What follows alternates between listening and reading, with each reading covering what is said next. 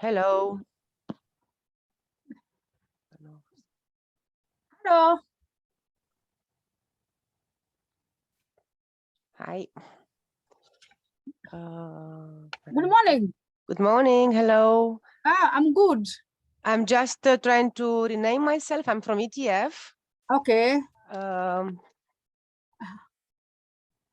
And I just opened the meeting. We have, there is no interpretation understood for this meeting. Okay. Great. Okay. We're just waiting for the other team to join. Yes, yes. I mean, I think it's a bit early because the meeting starts at 11, but I opened the meeting to make sure everybody has time to join. Exactly. Okay. So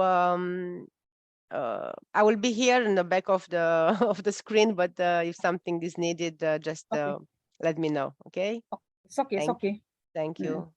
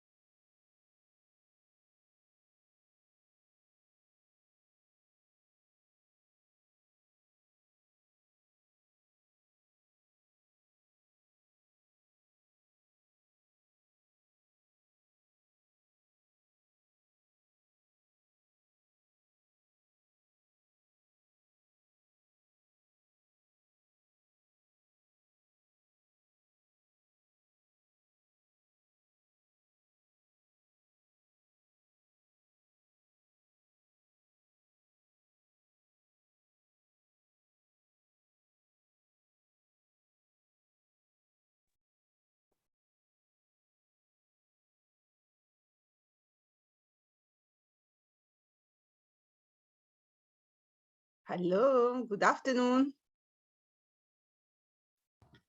Afternoon, madam. Hello. We are good.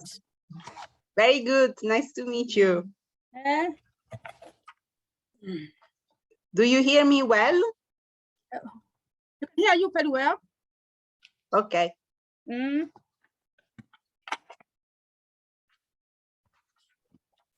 We're just waiting for my colleague to join the meeting. Then we can be able to progress. Okay. Hi, Manu. Oops. Good morning. Good morning. Daniela. Good morning. Hello. Okay. Waiting.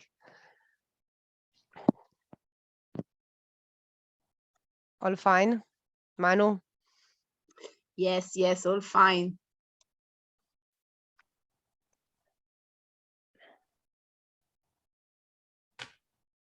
Okay, we're here to wait for all the others. Eduarda is also joining.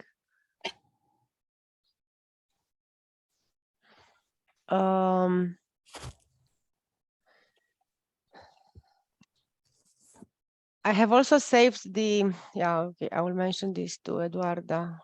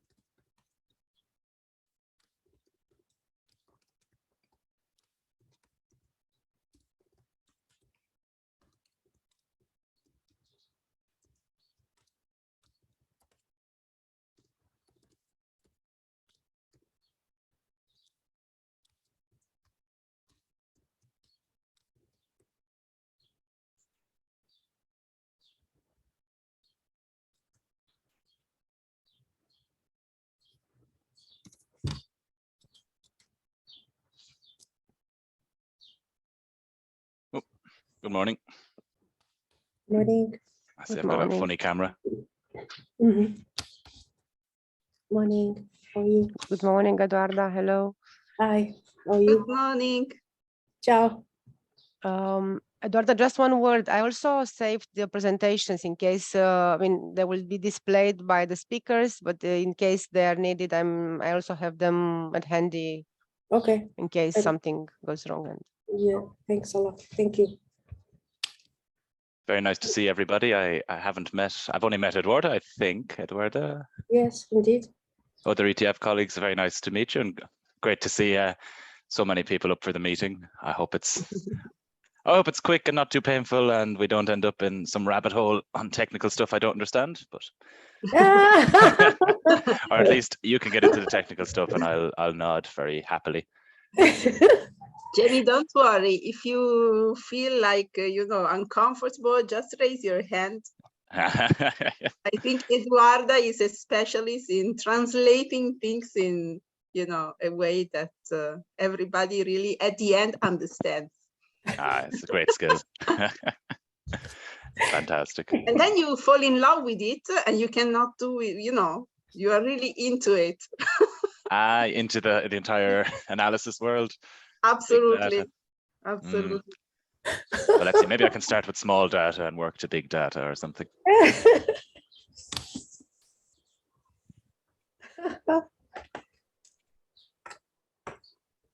This is good. Danielle is also there. Yes, good morning. Hello. Nice Good to meet you morning, all. Danielle. Hi. Good to see you. Nice to meet you.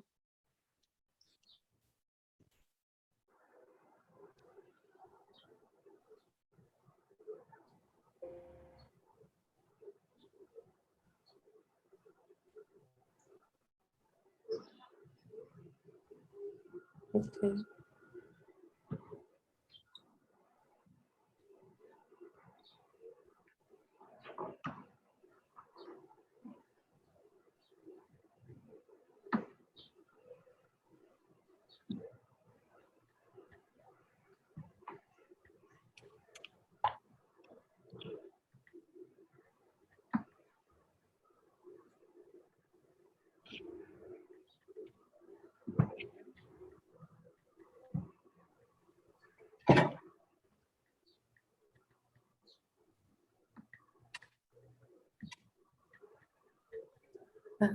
Jamie, so one of you is going to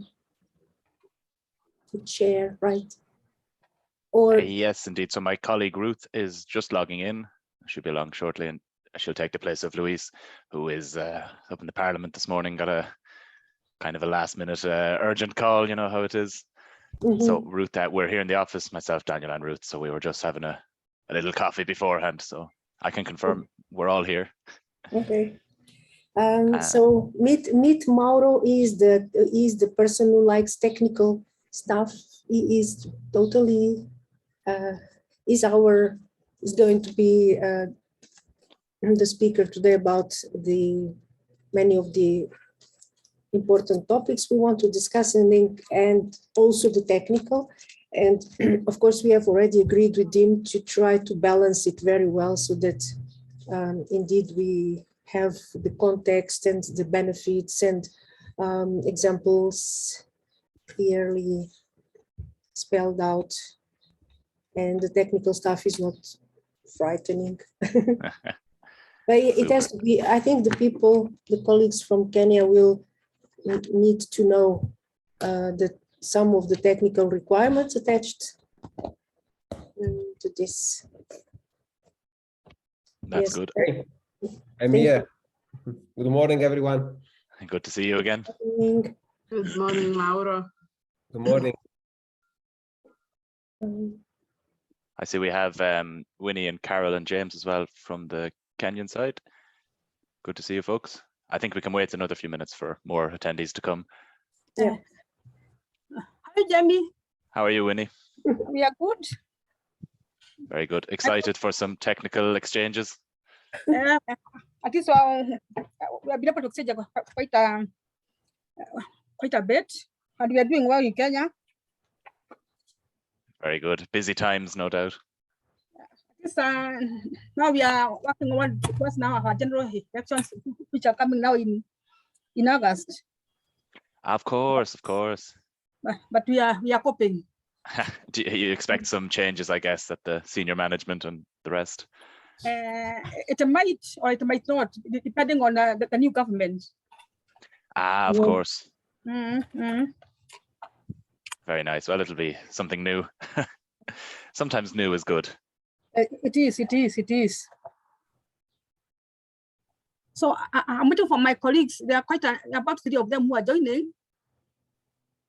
Let me just check on them to ensure they join so that I can be able to proceed. Perfect. We have one more colleague to join as well.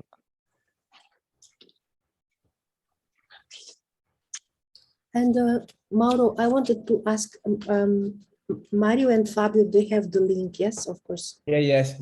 I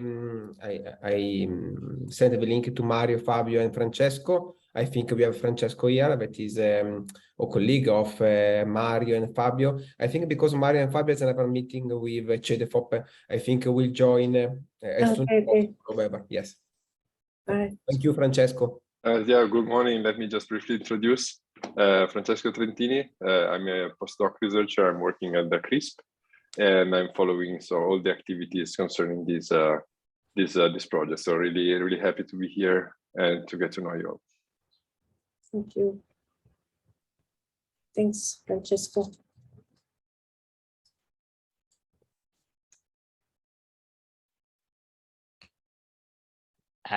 Sorry, guys. I just got a message from Ruth. Her computer is doing this update with Zoom or something, so she'll be 1 or 2 seconds.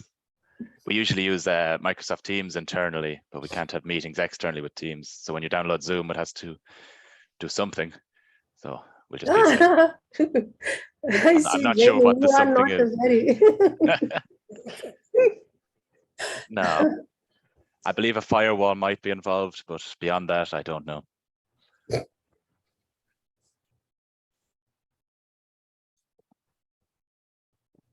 Maybe a Canadair is necessary to extinguish the fire. Maybe. Then we can just go through the wall. Oh, Ruth is here, by the way. Perfect.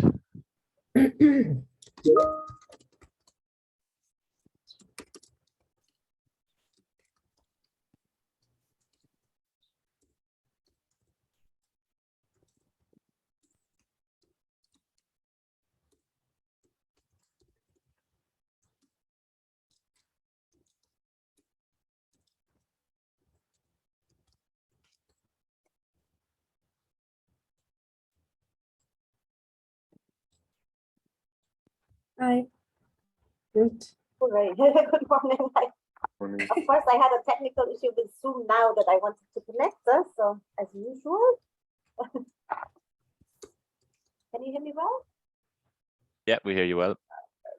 I think we might have everybody. Winnie, did you mention you were waiting on some more colleagues from your side? We only have part of them, but I'm thinking that we can maybe proceed. Then maybe they can find us on our way. Okay. But he promised he is joining. He must have been. I'm sure he must be trying to join also. Of course, urgencies and all the rest. Perfect. Well, then I'll hand the floor to Ruth maybe, and you can kick off as our chair. Yes. Thank you very much. And well, I think it's still good morning for everyone. Very nice to have you all here together, at least on the screen. My name is Ruth Seitz. I'm the Deputy Unit of the International Unit in DT Employment of the European Commission. I'm very happy that we're joined here by the colleagues from the Ministry of Labour in Kenya, from the Kenya National Statistics Bureau, of course, our colleagues from the European Training Foundation in Torino, and then also from the consultancy EMSIDG. So, and my colleagues here from the European Commission, of course. So, warm welcome to all of you. I will not be long, but I think it's a very useful thing that we are gathering today to discuss big data for labor market intelligence, to launch the project, because of course, as policymakers around the world, and I think in Europe, but also in Kenya and other parts of the world, we all face some common challenges. Not all of them, but I think there are many common challenges. We're out of slowly transitioning out of COVID. We have other crises, man-made crises. We have climate war. So we have of course the big challenge of climate change. We also have a world of work that is changing due to digital transformation. So I think there are many challenges to which policymakers also need to find solutions, because these challenges affect our labor market. So I think this is a common challenge that all policymakers face. And of course, in order to be able to come up with good solutions, we first need to know our subject matter really well. So we need to know, of course, what we're talking about. What do our labor markets actually look like? What can be done? So I think it's very important to have informed. Good morning. So to be able to have informed policy making, and for this, I think insights from big data, etc., are very important. I will not speak much about the content, because that is for our dear colleagues from the ETF, but just to say how happy we are in the European Commission to support the project, to support, of course, also that we're doing this together with our Kenyan colleagues, which I think is excellent. And without further ado, I would like to give the floor to Manuela from the European Training Foundation for her introductory words. So welcome everyone again, and if I may just have one small remark, sorry Manuela, before I give the floor back to you. Housekeeping rules, as usual, we would like to stick to the timetable. So grateful if you can all respect the time allocated for your speaking slots. And of course, as we all know, after all these years, please keep your microphone muted if you don't speak.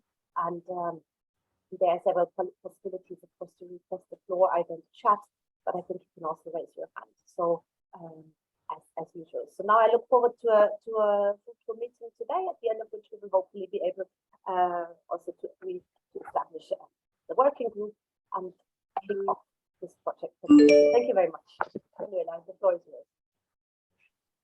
Thank you, Ruth, and also greetings, good morning and good afternoon also from Torino, where the European Training Foundation is physically, even if today we are definitely more mobile.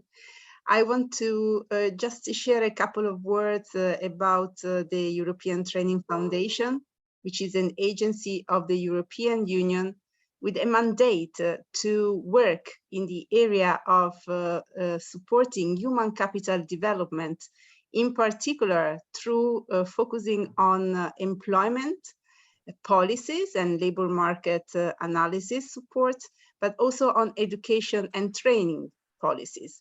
And where do we work? So ETF has been there now for 27 years. And our mandate has been focused on countries that are around the European Union, including North Africa, where ETF has a long experience of work.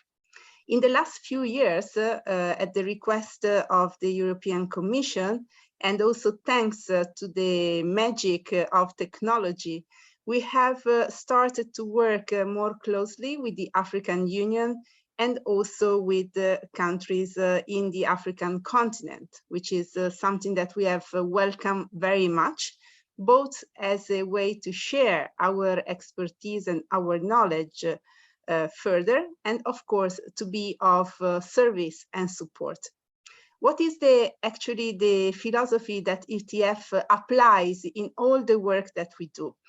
I summarize it with 3 words. The first is that we work always on a demand.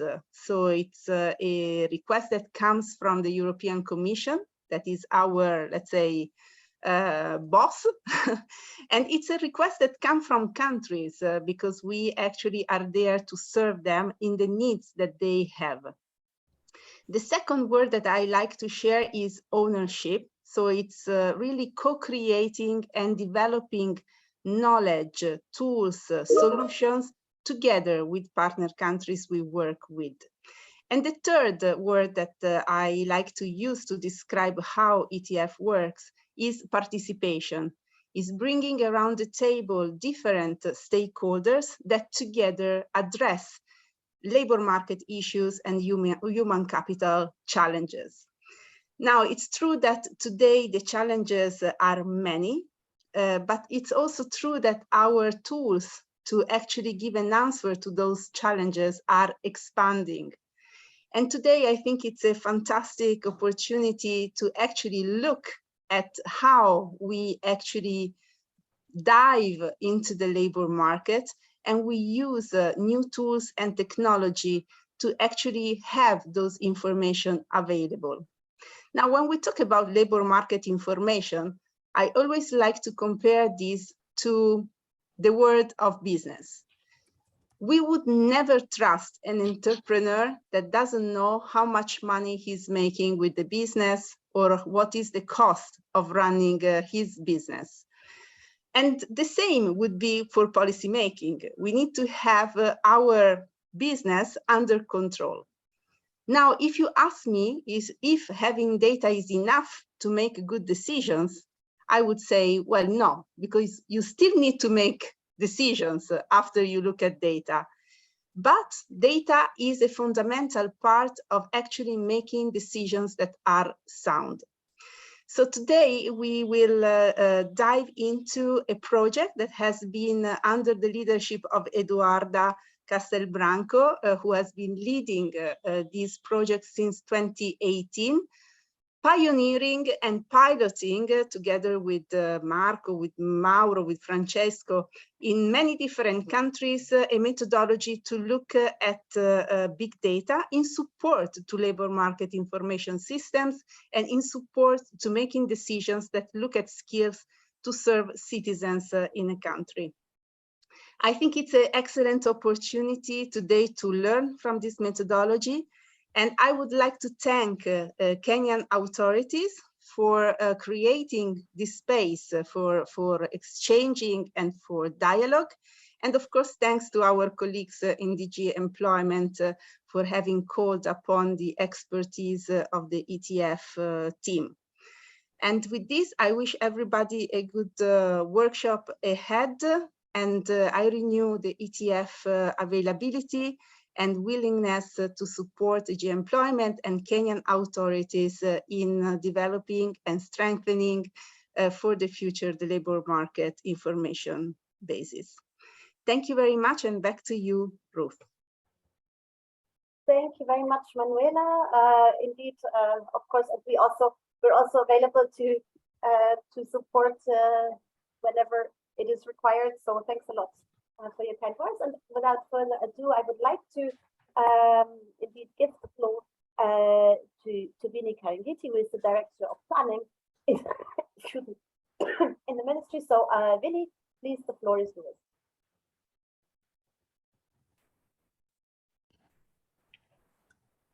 Okay, thank you, Madam Ruth. And thank you for this invitation and also for this meeting. We have I have my colleagues. I have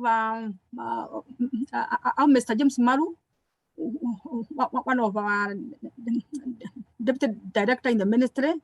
I also have a team. I have a team of officers. I have some economists.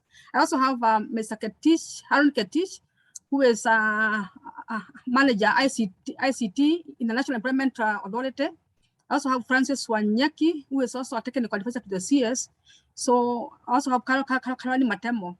I think this activity this back in February when we had our first encounter with the EU. And I remember with the meeting we had one of the key mandates of the Ministry of Labour is to develop development of national human resource planning and development, which you cannot be able to plan without knowing what kind of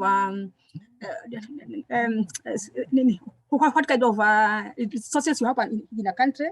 We also have the mandate of developing and maintaining of a database on employment creation. We are also in charge of the national labor and employment policy management in the country, including the training. And we also look at the issue of the migration, the issue of migratory labor and international job policy. And we are saying for us to be able to undertake all these activities, we require to ensure we have data.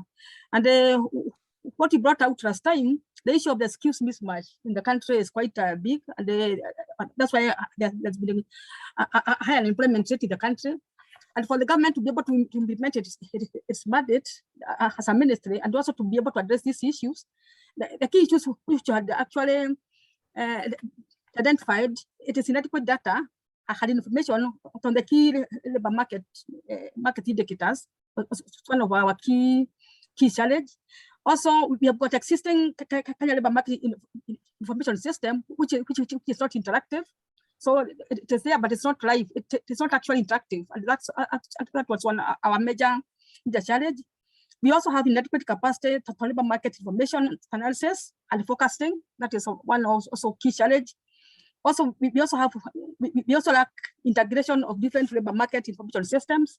So we actually have various systems, including in the ministries and the state commission at the ministry, but they're not talking to each other. And we thought that is quite a big challenge. Then we also have weak linkages between industry and training institutions. That's the area we have been trying to address.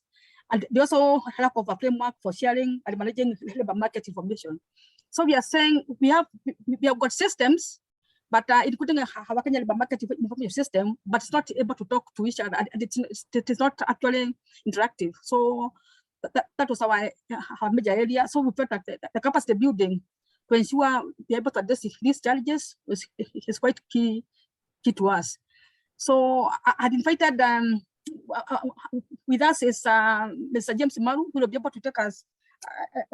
Don't know at what level, at what time we will be able to take us briefly on the KMIS, which we have. So for us to be able to appreciate. Then we had also invited Haroun Ketish. We are also having a National Employment Authority Information Management System, which is also being operated in the ministry.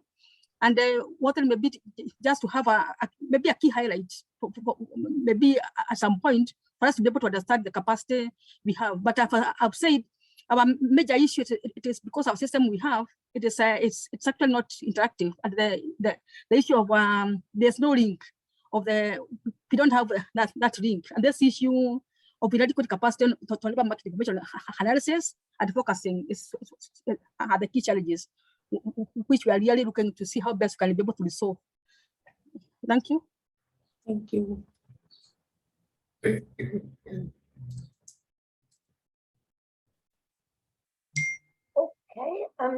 So if I understood correctly, we're already ready maybe then to move on to our next agenda item. In which case I would invite Eduarda and Marco to start the presentation.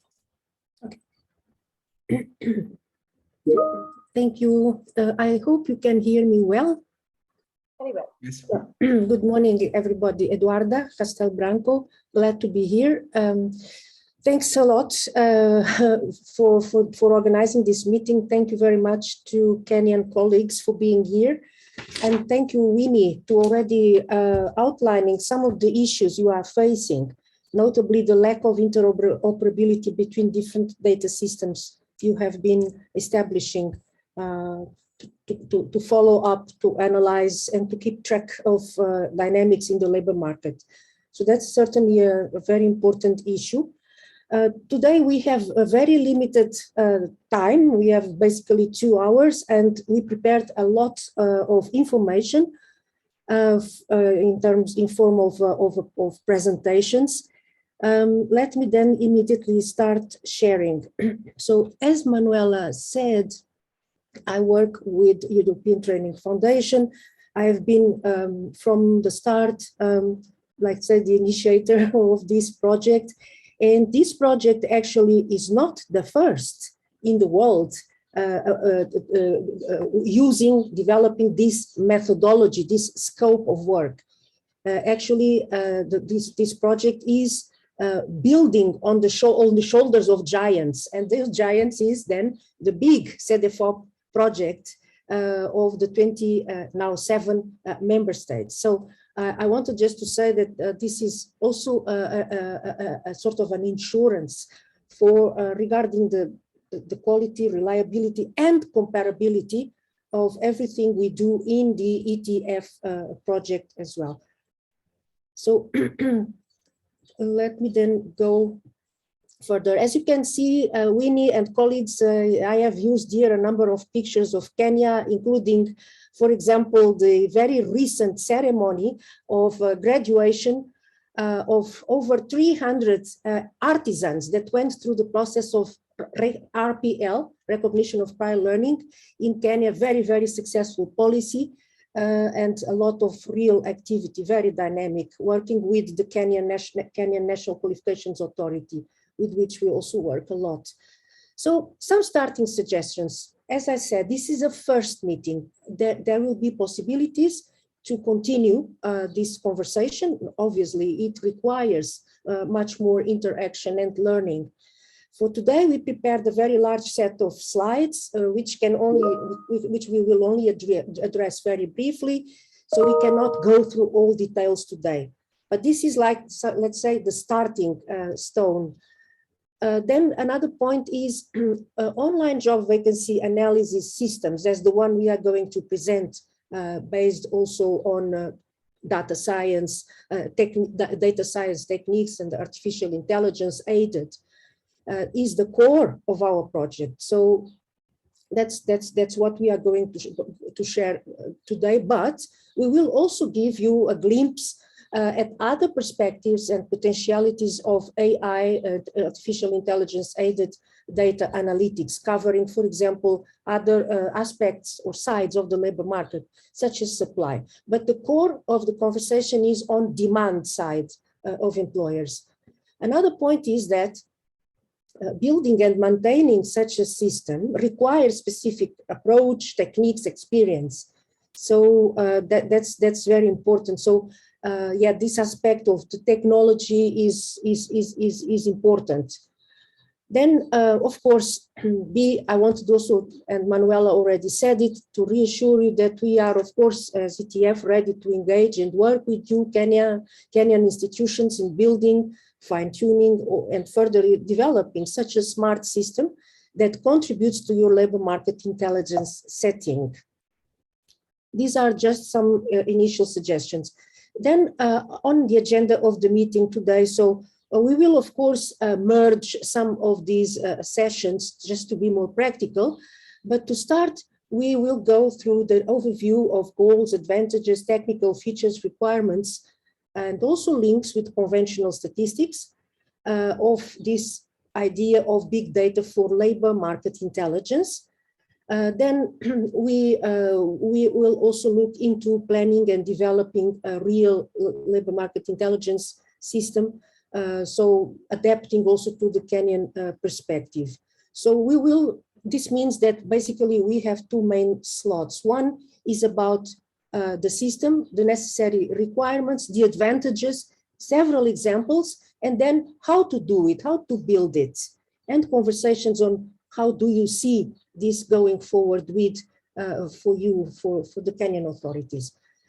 Naturally, that we are all, the entire world, in a period of incredible, quick, multiple-sided transformation caused or triggered by digitization, automation, artificial intelligence, by the COVID-19 pandemic and its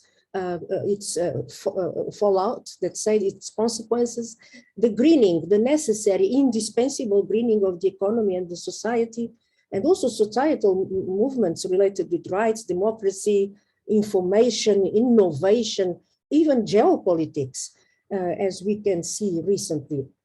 So basically, very briefly, what we have seen in the last 2-3 years is that we had 2 years of digital innovation in just 2 months. It was in 2020 with the COVID, and the future of work, of which everybody has been speaking for years, has in fact arrived ahead of schedule.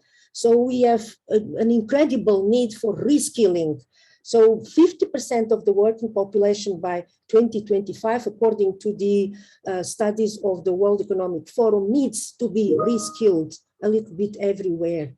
And this, of course, requires an enormous convergence of efforts, private, public, the society, and civil society. We are in a period of wave of innovation. There are new types of qualifications popping up, emerging, and they need to be taken into account, micro-credentials, digital certificates, and of course, the rise of hybrid skills in many professions, in many of the occupations. This also means a double disruption scenario for workers based on this tandem of the COVID-19 recession, and then also the automation and digitalization occurring everywhere. So this means that labor market and skills intelligence are more important than ever, despite the fact that we are going through such a transformation and also instability. Users of labor market information intelligence are multiple at all levels, the macro, the meso, intermediary level, like sectors, and the macro level. So this is fundamental. So labor market intelligence, the products of labor market intelligence and the approaches need to take into account needs of these different levels. This means also that a combination of methods is required, addressing the short term, the medium term, the longer term, lens of analysis of the labor market skills dynamics. There are, of course, many benefits, questions that are fundamental, that need to be taken into account, such as not only informing policies and the related implementation, as Manuela underscored at the beginning, but also inform the wider public.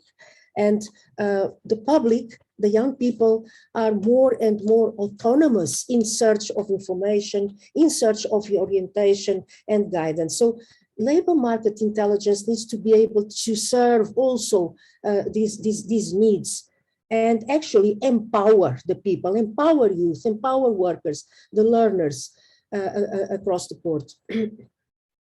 Very important, I always use this quote in red here, that artificial intelligence and machine learning are not only changing the labor market, but are also giving us new tools for analyzing the workforce. So this is a quote from a well-known publication, and some of the colleagues sitting here today are part of the authors of this publication.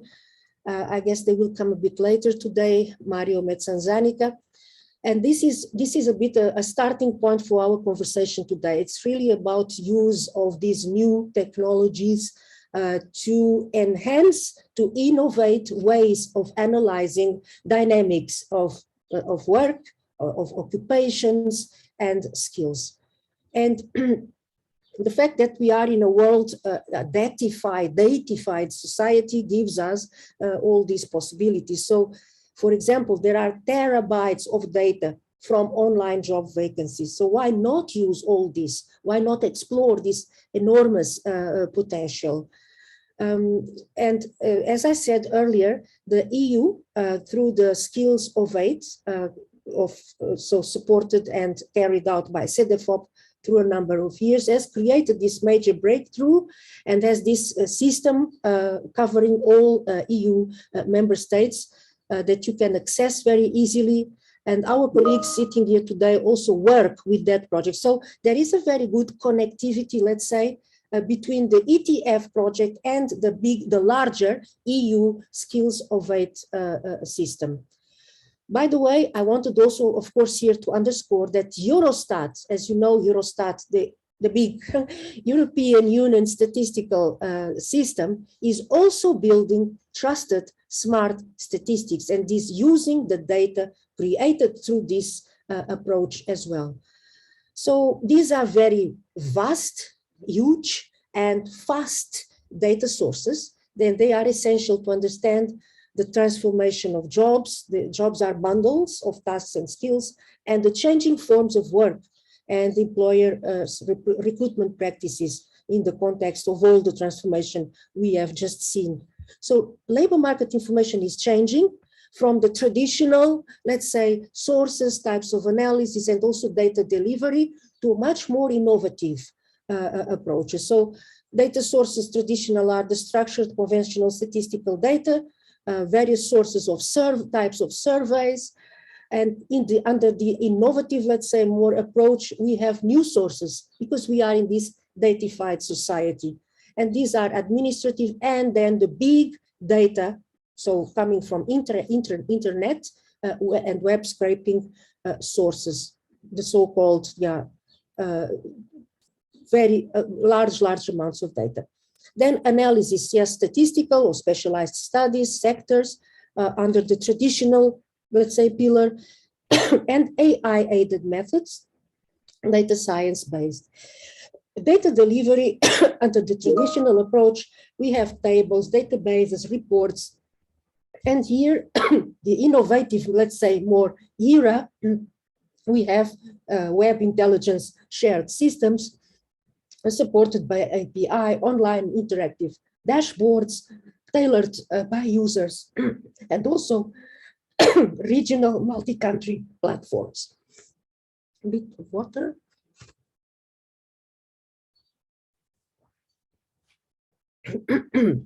So, as I already said, Eurostat is developing for the European Union trusted smart statistics.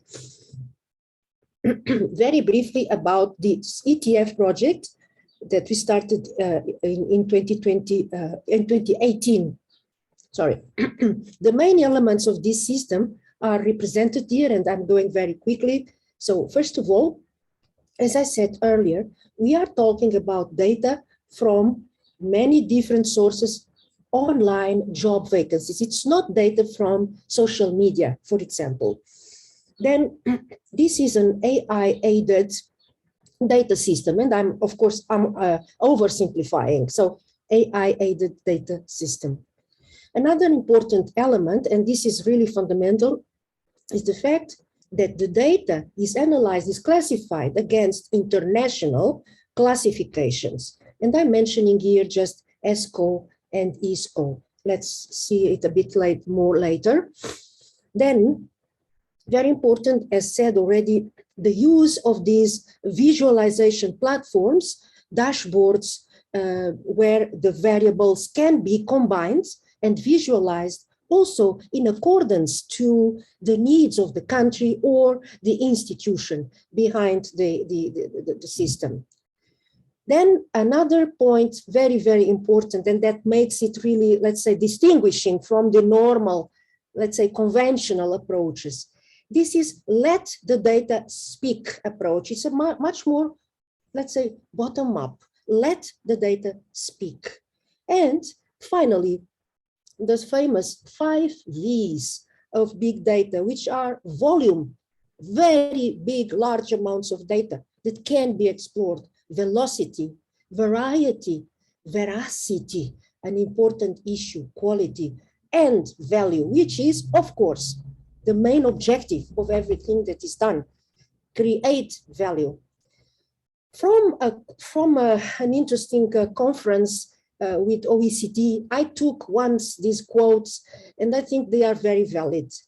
So the gold mine of online job vacancy data, big data, is that it is real time, it is fast, and it is very granular data.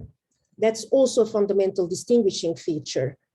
And the gold mine is also linked with the fact that there are many links that can be done with other data sets. For example, the statistical data and with other big data databases. Of course, we have to note that big data, especially online job vacancy data, as we are going to talk about today, covers part of the labor market in terms of sectors, occupations, qualifications. And this is something that needs to be always taken into account in the analysis.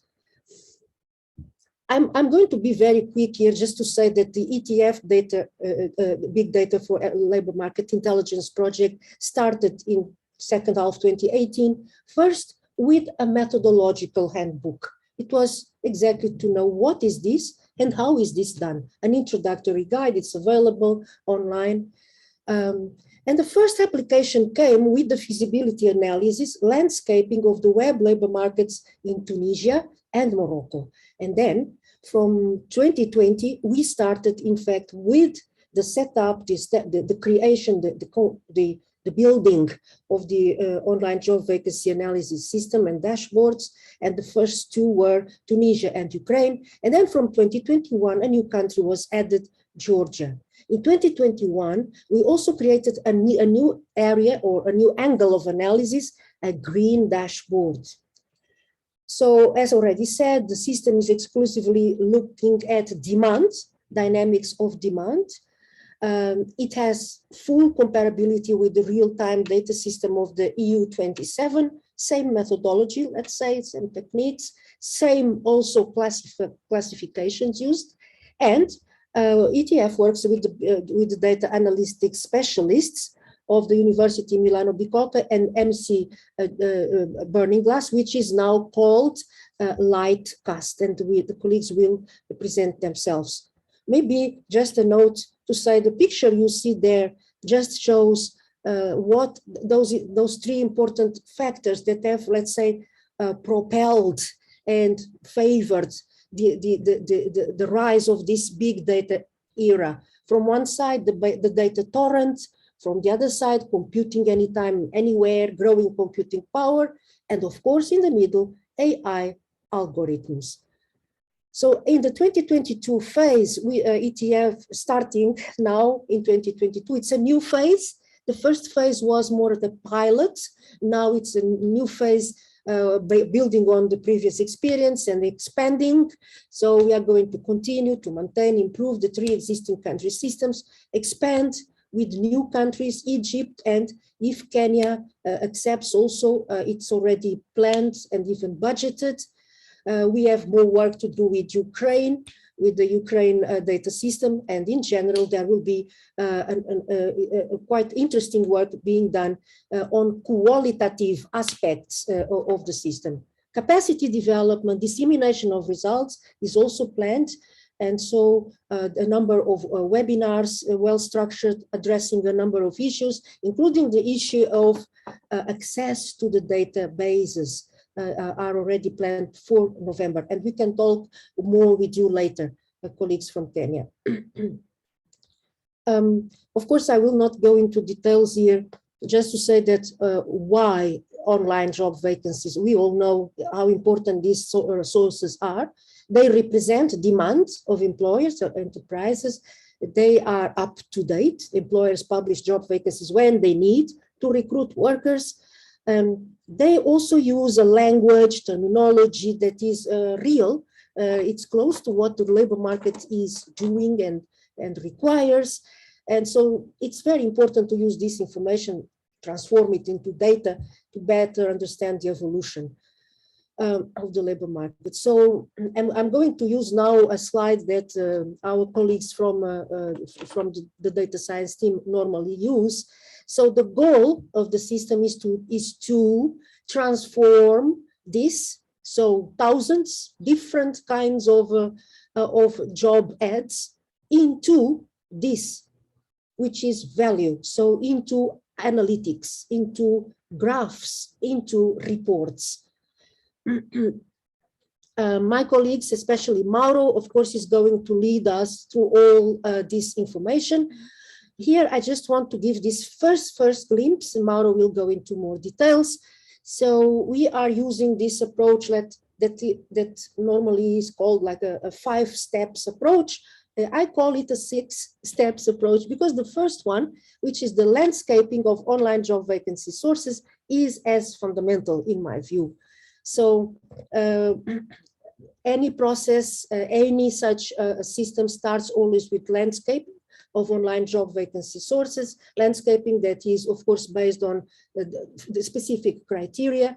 They can be tailored, customized, and they arrive to a ranking, also based on criteria. I'm not going into detail now, but this is a very important element that contributes to the quality of the remainder of the process, to the quality and also to the sustainability. Landscaping, of course, needs to be updated because things change quite quickly in the web labor market. So these changes need to be reflected and taken into account. Ingestion, the data ingestion, the processing purpose of these 2 elements, pre-processing, information extraction. Pre-processing is really very, very important. Mauro will explain. And then the data use, so the database creation, database that is growing and always adding up new elements with the information extraction, and the presentation area, which in our case are the dashboards. And you can see in the chat box, I have pasted 3 URLs, 3 links to 3 dashboards of ETF project. You can go and visit. They are interactive and maybe interesting for you. So this last part, let's say, is the value for the end users, but all the remainder is there is also huge value too in these initial phases and loops and steps, and this is not to be neglected. Challenges and opportunities, a few. At first I called this slide challenges, but then I thought, no, it's not only challenges, it's also opportunities, because challenges need to be transformed into opportunities. So first of all, this is handling a huge amount of near real-time data. It is data coming from the web, so need to detect and reduce noise. It's a multi-language environment. There is a need to relate to classifications and to certain standards, to classifications such as ISCO, ESCO, etc. Then find a way to summarize and present a wide and complex scenario. use of data sets by the key institutions, and this is something we are going to start improving in ETF project this year, and the need to relate to other databases and statistics. I'm not going, I will finish now very, very quickly. I just want to give you a very quick glimpse at the interactive dashboards, Ukraine, Tunisia, and Georgia. We are not going to visit them now. You can click the links when you have a moment and visit them. So currently, ETF has generated, the ETF project has generated these three main databases and dashboards. So in the case of Tunisia and Ukraine, we have already collected data for more than 2 years. It's quite substantial. As you can see, for example, in the Ukraine general dashboard, we have almost 2.5 million online job vacancies altogether collected, of which 300,000 are deduplicated. Mauro will explain later about what this is, the deduplication. But so this is just to give you a glimpse at the amounts also of data that are collected and being constantly updated and maintained. The variables, this is certainly very important, and each country will then determine which are those important variables that need to be necessarily part of the dashboard, for example, or the analysis. This can be tailored. In our system, we have these variables as indicated. So the occupation, data by occupation, education level, sector, industry. We also have knowledge, skills, and attitudes, the contract type, experience, place, and we also have then, as I said earlier, a new angle of analysis, the green skills. So when you will have a moment to look, you will see how these variables are combined in the dashboards. This is just an example, and I will finish here. So as I was saying, this is the list of most important variables. And this is here a screenshot of one of the pages of the dashboard, the ones that have been now developed by ETF. In the case of Ukraine here, we have, as you can see, this specific page called Professional Dashboard, in which we have managed to put together all the fundamental variables so that any entity, end user or institution can look through this only one window or page at all the most important variables. Of course, this is all interactive. You can click and get the visuals and the combinations you need. On top there, you have the menu, as you can see, the menu that you may select and all the information you really want to go through.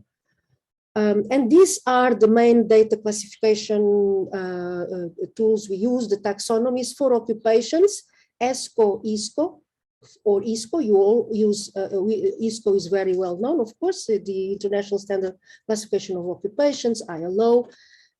Skills for skills, ESCO. So ESCO is the European classification for skills, competences, and occupations, qualifications.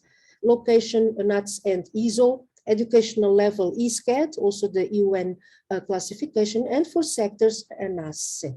So these are the taxonomies we use for the classification of the data, so that when you see data in the dashboard, it is always presented according to internationally accepted taxonomies, classifications. And this is, of course, what is important for comparability, for comparison, and understanding, naturally.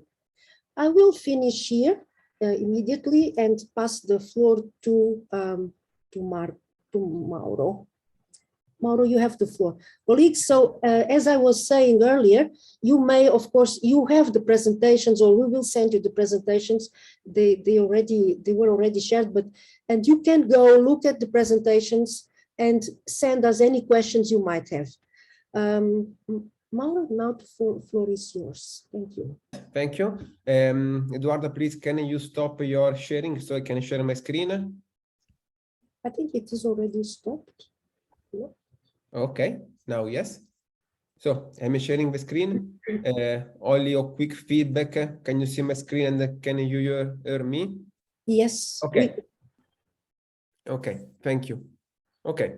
Thank you very much, Eduarda and Manuela, for beautiful introduction. I think, Eduarda, I think now you can go yourself to present the system because you really know the system and the methodology under the system very well.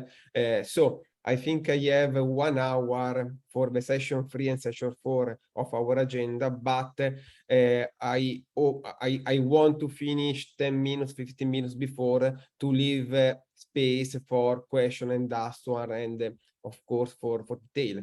So let me introduce myself. I am Mauro Pelucci and currently I am the head of global data scientist of Lightcast. My goal for today is to present to you the methodology under the system and also some result about the analytics that we can extract from the system. So I will start from the observation shared by Manuel and Eduarda, and then I will go to explain to you how the system really works. I don't want to add a lot of technical stuff, technology, and so on. So I will remain on the methodology that we are using for the system. But of course, if you want any detail about the methodology, tools, technology, AI model, you can ask me now during my dissertation or by email. And of course, we want to be transparent and we want to share with you every single topic about the methodology. During the presentation, I will have the support of Francesco, and thank you, Francesco, about the landscaping, because like mentioned in the slide of Eduarda, the starting point to build a big data labor market intelligence system is to do landscaping about the situation of the labor market. So let me to start, and before to start, also thank you to ETF for this beautiful initiative about the evolution of the system and the extension of the system to new countries like Egypt, Kenya, and so on. So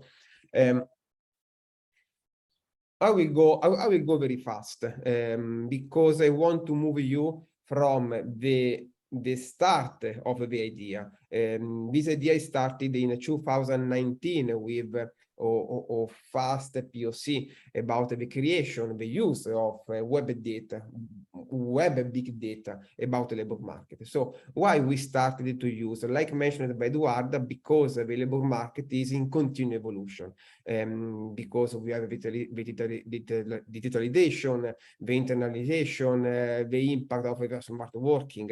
In the last 2 years, we saw what mean evolution of labor market, because we have the pandemic, we have the war, and so on. So only to mention something really new about the impact of the digitalization on the labor market.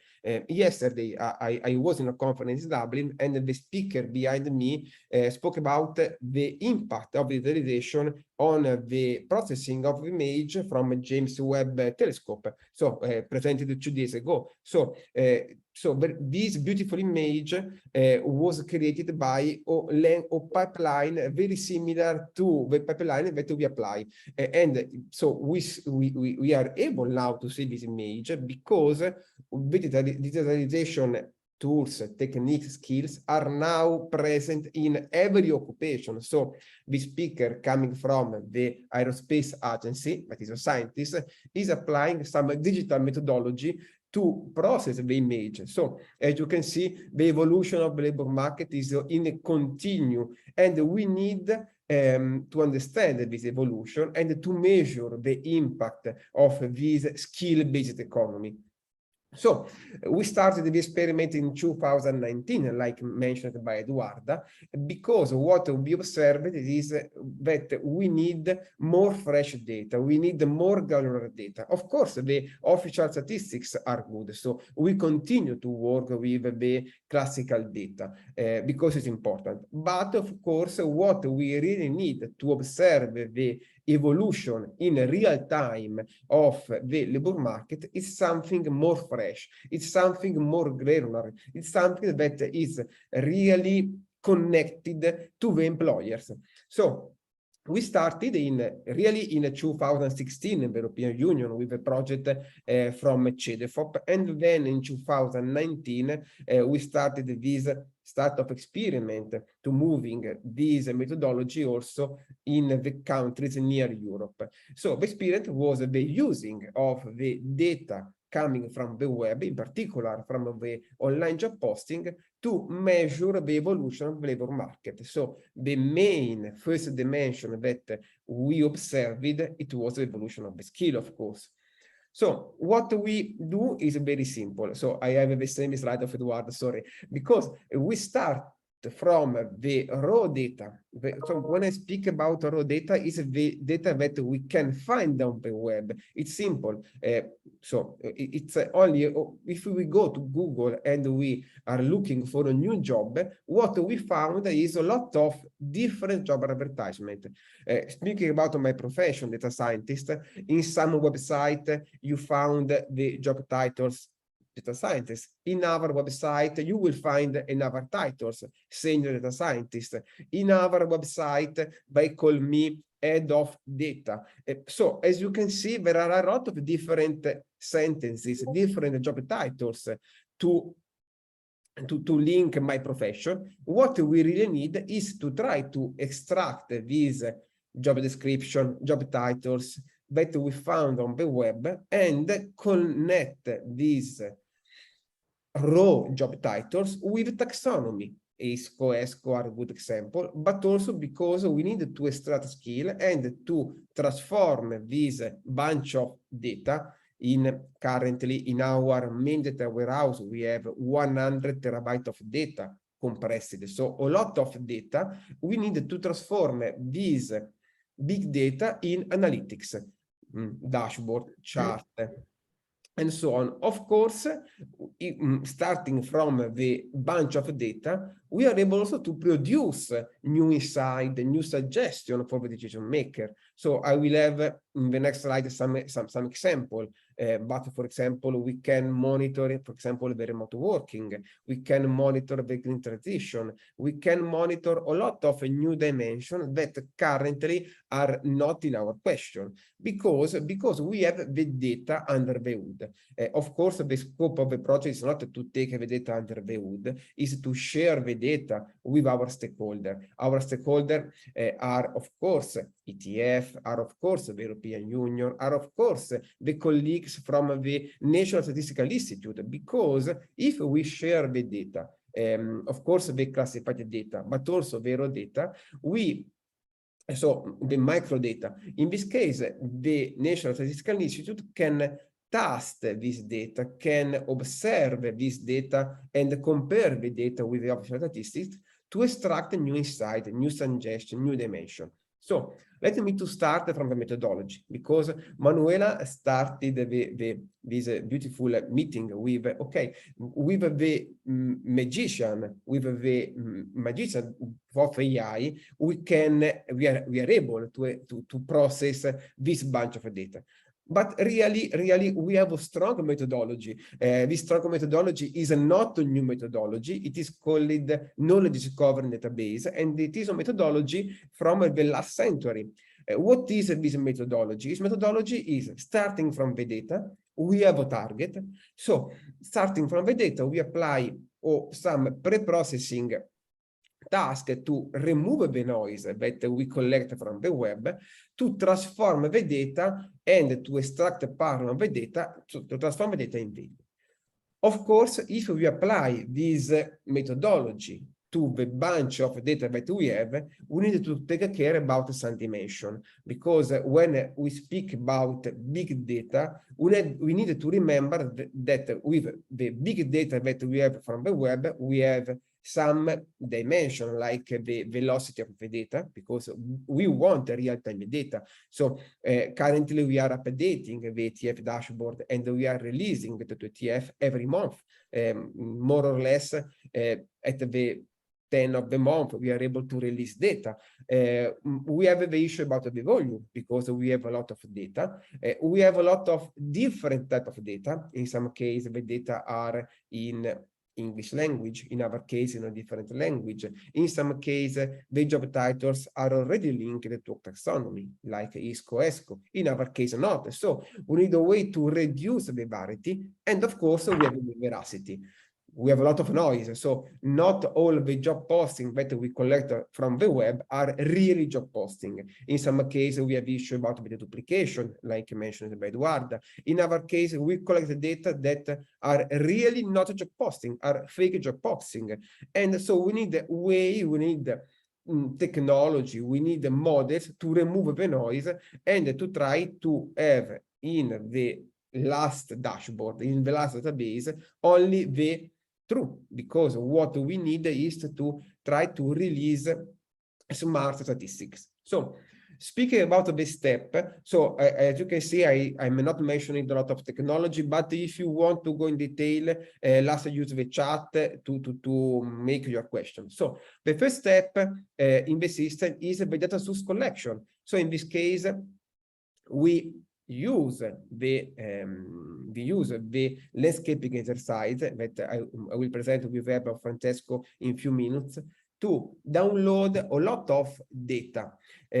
Why? Because we want to download the data, we want to observe this data, and we want to put the data on the system. Second, we have the phase of data extraction. So in this case, from job profiles, from job advertisement, we can extract skills, profiles, description, and so on, because we want to connect this data with the help of AI to the ESCO classification. The end of the result, if it is a data visualization.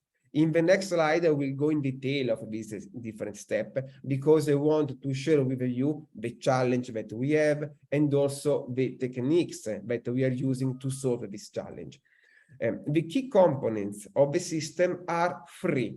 The data ingestion, that is responsible to collect the data in real time. Why in real time? Because the job posting is now on the web, tomorrow, we don't know. So we want to collect the data in real time to have really fresh data in our data lake. Second, data processing. The goal of data processing is to apply classifying and machine learning techniques to connect, to link the raw data that we collect with the standard taxonomy that we use. And the last, the data analysis layer, data analysis. So we extract information and we produce a visualization. So let's go in detail about the methodology now. Methodology is the classical text mining pipeline. Text mining, what means text mining? Text mining is a bunch of methodology starting from information retrieval, information extractor, the analysis of semantic data, the classical data mining techniques, because we wanted to extract knowledge. So starting from text, starting from job description, we try to make this content with more structure. So you have to keep in mind that we start from a job description. So an employer is looking for a data engineer with this different skill.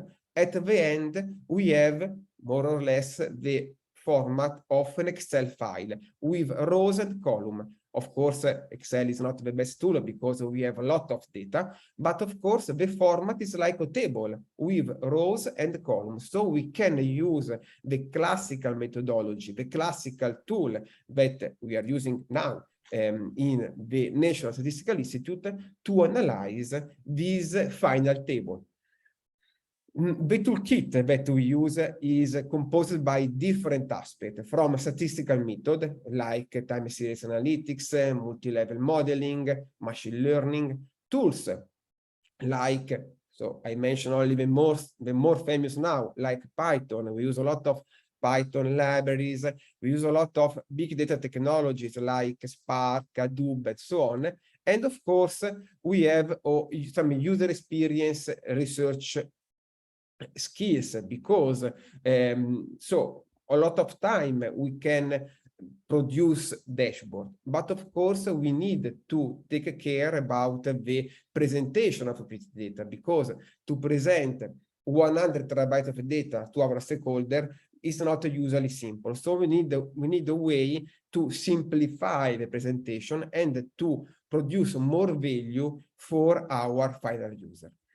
Speaking about the result that we can extract from the system. Of course, so this is some beautiful chart from our colleagues in University of Milano Bicocca. This chart is coming from a research of Professor Lovaglio, that is ordinary professor in statistics in Bicocca. As you can see, we are comparing the data with the labor for survey. Why? Because we need a way to understand the representativeness of the data, speaking about the official statistics. As you can see, if we compare the data, these data are coming from Italy.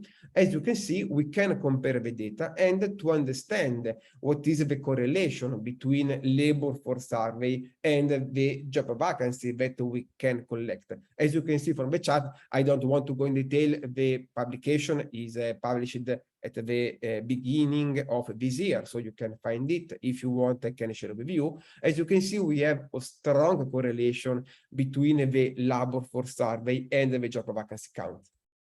Of course, we can produce more fast analysis. In this example, I am comparing the data that we collect from Germany with the employment distribution. As you can see, so if we see this chart, the correlation is quite good. Of course, when we use this data, we need to remind in our folks, in our mind, that these data are coming from the web. So if I compare the data, for example, this is a Spanish exercise in collaboration with the Open University of Catalonia. As you can see, in some cases, we have a good representation of the data. For example, the ICT profession, the electronic profession are quite representative on the web. If you go to the armies for occupation, in the Spanish concepts, we didn't find nothing. Why? Because in the web labor market, the job posting for armed forces occupation are not present. So we have to remind to ourselves that the data are coming from the web, and it's important to compare this data coming from the web with official statistics. So speaking about the dimension, of course, because I think the goal of this data is inside the detail that we can extract. We can, for example, compare the data from the web to find a bridge between different occupations. When I speak about a bridge between occupation, is something that remind us what are the skills required to go from one occupation to another occupation, and what is also the difference in the salary between the different occupations. Of course, it's a way to help the education providers. In this case, this is a dashboard for University of Milano Bicocca, to compare the skill provided by a course with the skill requested in a market. Why? Because it's important to use this fresh data to align the course, to align the courses to the market. Of course, we can produce skill intelligence system. This is another example from the Emilia-Romagna region of Italy, where we are using the big data that we extract from the Italian job boards, Italian web job portal, to produce skill intelligence. What means skill intelligence in this case? Is to make projection of the skill that are requested in the last year in the future. Of course, this approach is very important to help education providers, university, employee organization to understand what is the current context of the labor market and what will be the context in the next year. Of course, we can also extract insight about the green economy. This chart is coming from an UK experiment. As you can see, we can compare the green job and the green skill. We have also an example with ETF in Ukraine, Georgia, and Tunisia. Of course, we can compare the green job and green demand in the labor market context. So speaking about some dashboard and some results that we have from the ETF project, I want to share some insight from the dashboard that Eduarda shared in our chat. So as you can see, in this case, I am plotting the distribution of the Tunisia job posting. And if I stopped my dissertation to this chart, so you can see we started in March 2020, and we have an increase of the job posting up to March 2021, when we have go down during the summer.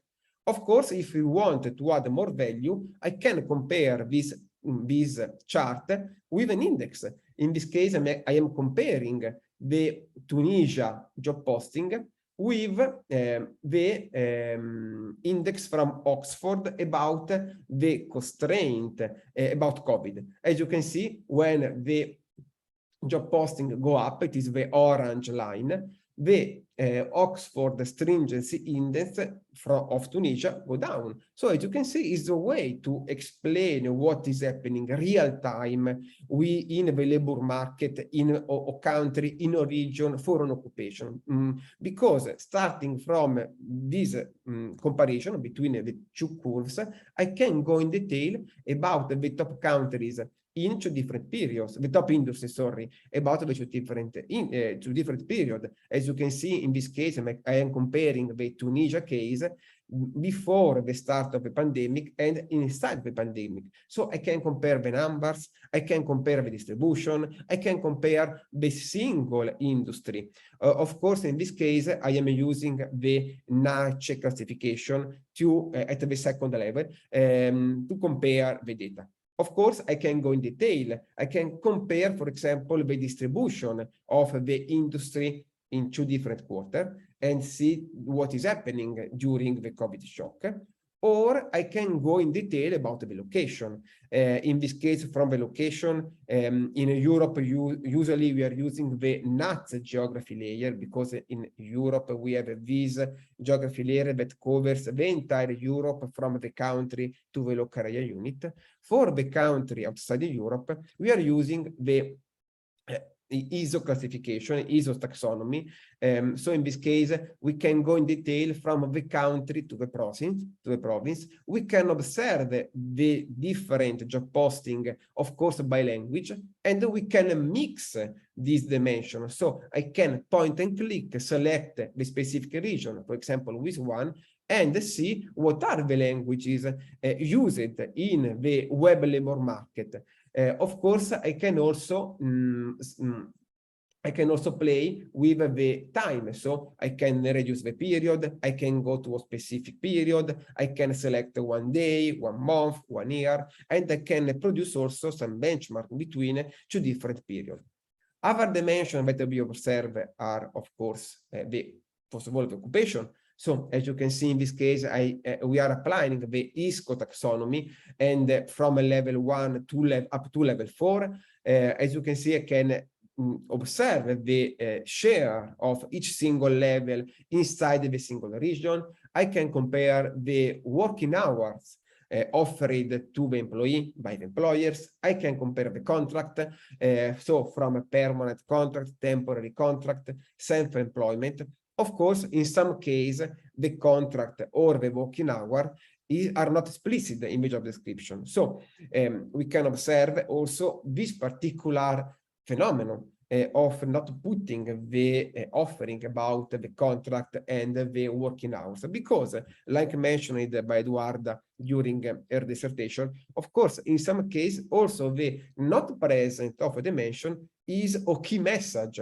For example, since last year, we are observing a reduction of the number of employers that are putting the education requirement specific in some engineer occupation. Why? Because there are a lot of requests for engineers, around the world, not only Europe, not only Europe or US, because currently with the spread of remote workers, we can engage people also outside the specific job location. And starting from last year, we are observing of a reduction of employers that are requesting an engineer with, for example, master degree or bachelor degree. Why? Because there are a lot of requests, so they want to engage someone not by the education requirement, by the skill. It's a question. So also the not presence, not defining of the mention, it's a message that we can observe with the big data that we are collecting from the web.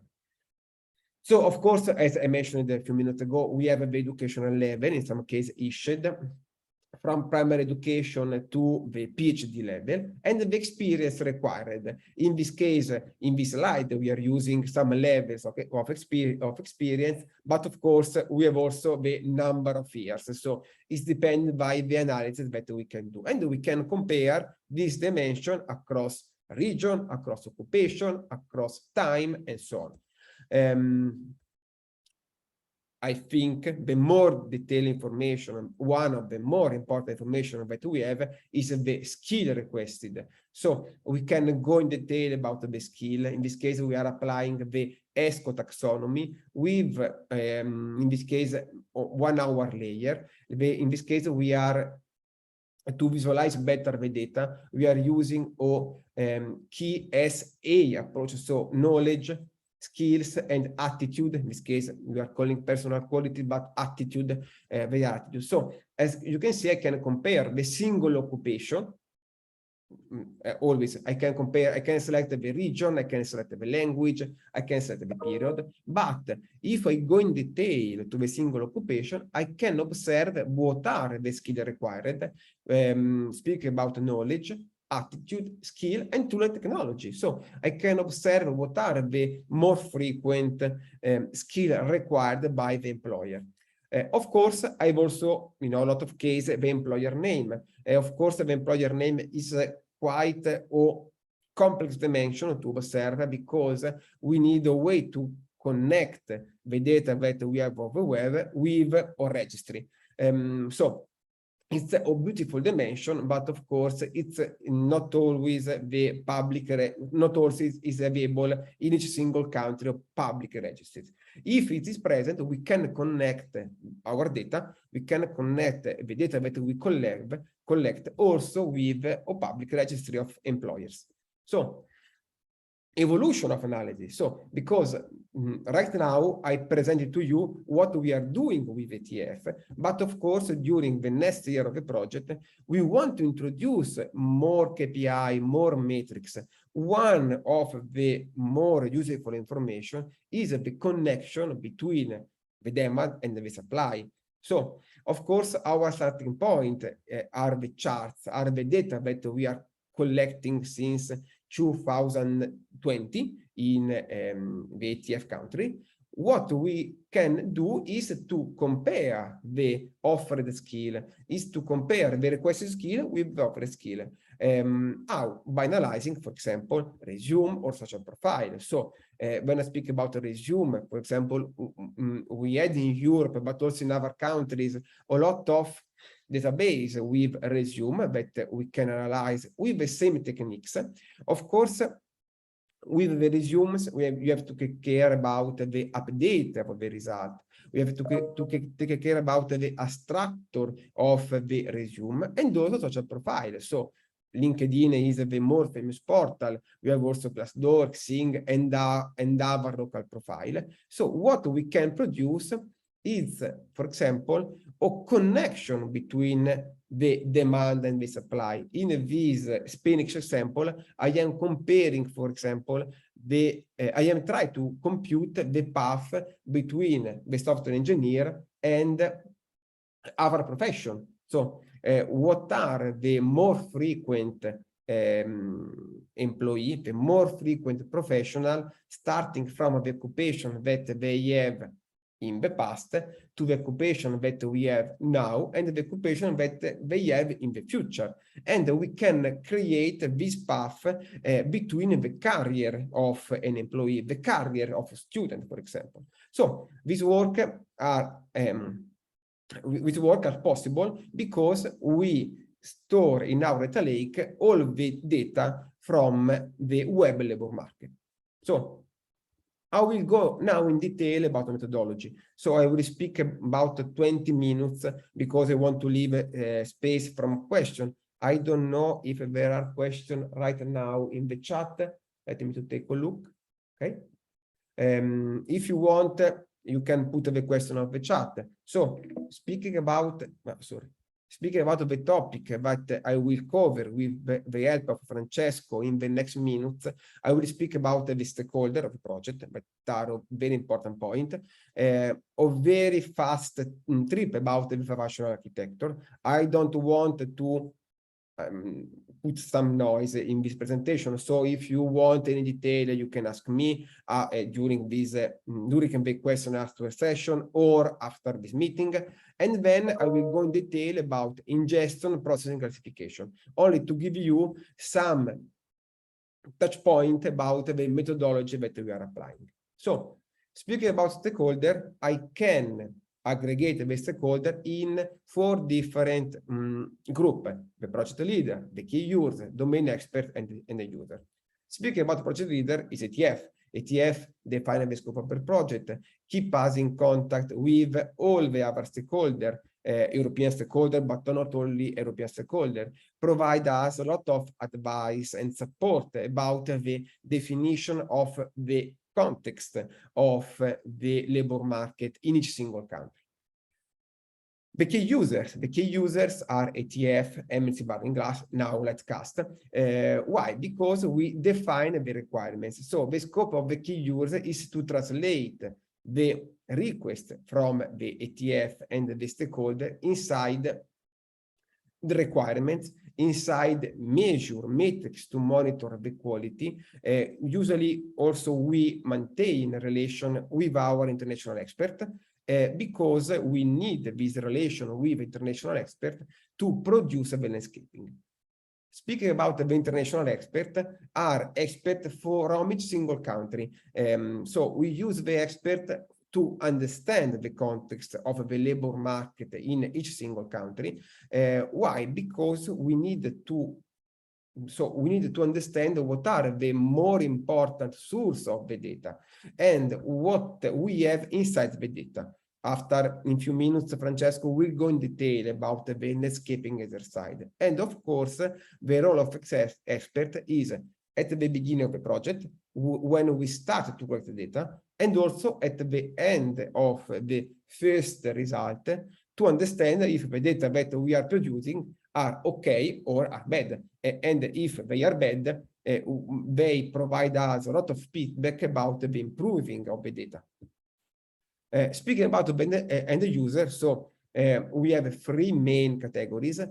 So I wanted to summarize it in 3 main categories because we have different tools and different way to access to the data in relation to the skills and to the needs of these 3 main categories. Of course, we have a decision maker and business users. Usually, for this type of final users, we produce or ATF produce or the National Statistical Institute produce dashboard to analyze the data, to discover the data, to explore what the data are telling us. Second, we have data scientists and data analysts. So usually this kind of stakeholder, final user are coming from, of course, like CAST, from University of Milano Bicocca, from ETF, but also from the National Statistical Institute of each single country. Why? Because usually with this type of final user, we share the microdata. Of course, we have a different way to share the microdata. In some cases, we send files. In other ways, we provide also the environment to make a query, to connect to the data with the classical tool that these National Statistical Institute are able to use. So Python, R, Stata, SPSS. So sorry, I'm speaking about digital tools, but only to give you an idea about the sharing of the data. So we are happy that we are using the data because, of course, they can observe the data and they can use the data to produce new report. They can compare the data with the data that we have inside their institution, their organization, and we can extract new dimension. We can improve the quality, extract new dimension, produce new dashboard and new analytics for the decision makers. So, speaking about the functional architecture, is the overall data flow presented by Eduardo. So we start with data ingestion. Of course, in data ingestion, the main topic is to collect the real-time data. The processing with the main topics to improve the quality of the data and to link the job posting to the international taxonomy that we use. And at the end, we have a front end. Front end is composed by two main parts: the ATL that produce the data in our data warehouse, and the final representation area composed by queries, extraction, charts, dashboard in Tableau, and so on. The logical view is this one. So I wanted to mention some main topics. We use different techniques to collect the data because we need to address different technology challenges. Of course, we have data lake under the hood because we want to store everything about the collection. So we didn't drop and we will not drop job posting. Of course, we have a selection of job posting that are good job posting, but we store in our data lake everything because in the future we can improve the techniques, improve the methodology, and we extract new insight. So speaking about the ingestion. So I leave the stage for a few minutes to Francesco about the landscaping, because the starting point of the project is, of course, the landscaping exercise. Thank you, Mauro. Thank you very much. So good morning, everyone. My name is Francesco Trentini. I'm a part of I'm a researcher at CRISP, research center based in Milano Bicocca, University of Milano Bicocca, which is a multidisciplinary research center. This includes researcher from economics, from computer scientists, linguists, and so our work is really about putting together these different domains of expertise in order to produce meaningful and valuable statistics. So my role here is just to describe this landscaping activity, which is, as said before by Eduardo, but also by Mauro, the starting point of the whole process. Landscaping means basically mapping the sources that can provide job advertisement on the web in a given country. So the key point here is that before the whole process that Mauro already described, we have to select the best sources in terms of quality, in terms of a series of criteria that we can assess in order to produce in the most efficient way the best analytics possible at the end of the process. So landscape is pivotal because it determines both the efficiency and the effectiveness of the whole process. Moreover, the landscaping activity is one of the key points where we introduce into this very complex technical and procedure the intervention of some country experts, which are so expert on the country labor market. They actually validate the sources that we select and the outcomes and the outputs of our system in order to make it accountable and to validate the content. So we have these two levels: accountability at the level of the methodology, which is transparent and visible, and also at the level of the information that we can produce. So please, Mauro, do you mind? Next slide. Thank you. So here, what this part of the procedures entails. So first of all, we have to select the sources, meaning that we can. There are many. Clearly, the web is populated by many websites that offer job advertisement. What we have to do is to build a methodology, a sound methodology, which is reproducible and accountable, to actually select these sources according to some criteria, with the aim, as I already said, of quality and in order to have efficiency and effectiveness of the statistical analysis in the end. About this methodology, what I can say is that this landscaping methodology has been established with a set of Skill of 8 projects. So it started. It's been proved and used many times, and has been refined with the Eurostat project. So it's a well-established and accountable methodology. So what we do is to first select the sources, potential sources of our job advertisement. We then include, additionally to the sources that are located in a country, also sources that can provide us job advertisement for that country that comes from neighboring or other countries. So we also include job ads posted to the countries from sources not located in that countries.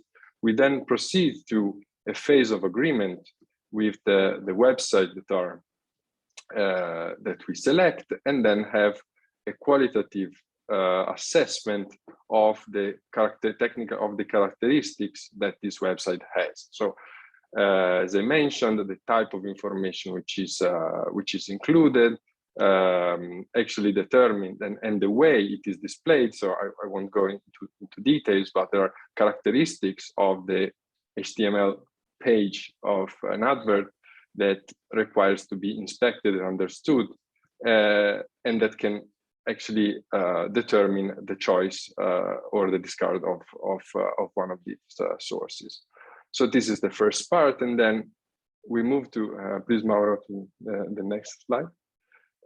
What we do is, once we have assessed the the existing sources, which are potentially delivering good advertisements, and we assess the type of information that is displayed,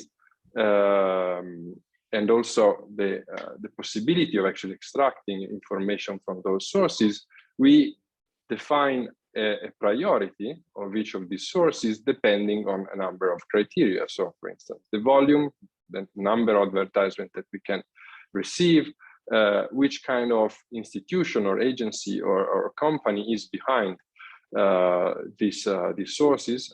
So also implicitly the data generating process. So which is the purpose of the agency that is of the company that is involved, that also determines the quality and the type of information which is included, which we can find in the web pages. And also study the frequency of the updates and whether the information that we can find is structured or unstructured.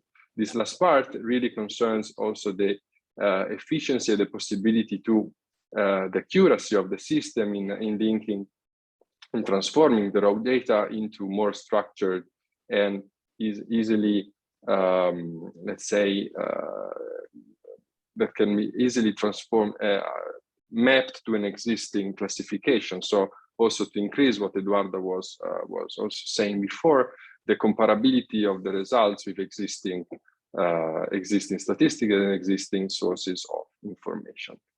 So here is the brief overview of the landscaping. If you have questions, just ask now or later. Thank you, Mauro. floor Thank is you, yours. Francesco. Thank you, Francesco.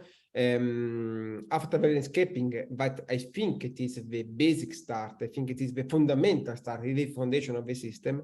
I will go very quickly to the next two phases. I don't want to put a lot of details, but I want to be focused on the scope of the phase and the challenge that we solve. So only 5 minutes, and then I will finish, and I will leave space for the question. I read the question in the chat, and I will address at the end of these 5 minutes, of course. So speaking about the first phase is the ingestion. The scope of the ingestion is to be focused on the volume and to cover all the website that is coming from the landscaping exercise. Why? Because we need coverage. We don't have, it's not like the classical statistic, because in this case, we don't have control of the source. So it's important to introduce reduction in the system, to introduce more data, because at the end, if one source, this business, stop the activity, I don't know, tomorrow, we need a way to cover the part that is coming from this source from another sources. So it's really important to be focused on the volume, coverage of the data, and also the real time. Of course, the main three challenges that we have in the ingestion are the robustness of the process, because we don't want to lose any job posting that we need to collect. Second, the quality of the data. So we have a lot of job description, but if we are able to collect also metadata and structured data from the sources, we will have more good result at the end. And of course, the scalability, because basically the ingestion is a sort of browsing, is like the activity that we do when we search for a job on the web. So we try to emulate this behavior with a machine. So what we do is a lot of phantom browser, phantom job seeker that go around the web and try to go inside this web portal and collect data. Really, speaking about technology, we use phantom browser. So browser that are able to emulate the navigation on the job portal of a job seeker and send us the data. Is really that what we do.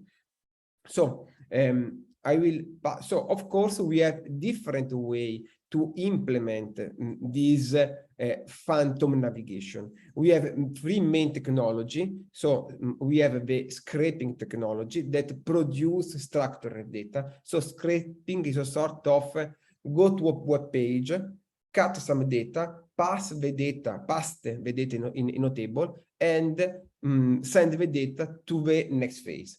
Crawling is like the activity made by Google. So in this case, we collect everything. Or API. API is a technical term, sorry. It means direct access. So in this case, we have a strong agreement between us and the source. And the source sends us the data every day. So in this case, we don't have to emulate the navigation of a job seeker, but it is the source that with email, files, a lot of different technology send us the data. Of course, as you can see, we have in some cases more maintenance or less maintenance. So we need to mix this different technology to have more quality data and more granular data. So I go to the next phase.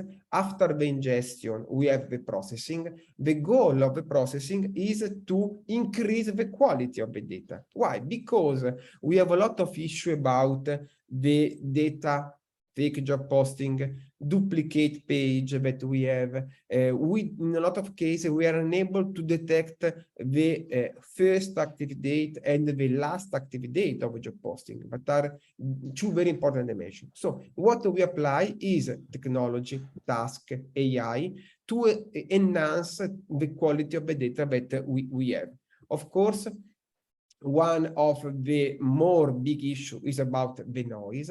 So in this case, the goal is to produce a model that is able to classify as really job posting or fake job posting the page that we collect. So speaking about fake job posting, why we have fake job posting? Because in some cases, the data that we collect are not really job posting, but are advertisement for training courses, are in some cases CVs, resume, are offer of professionality.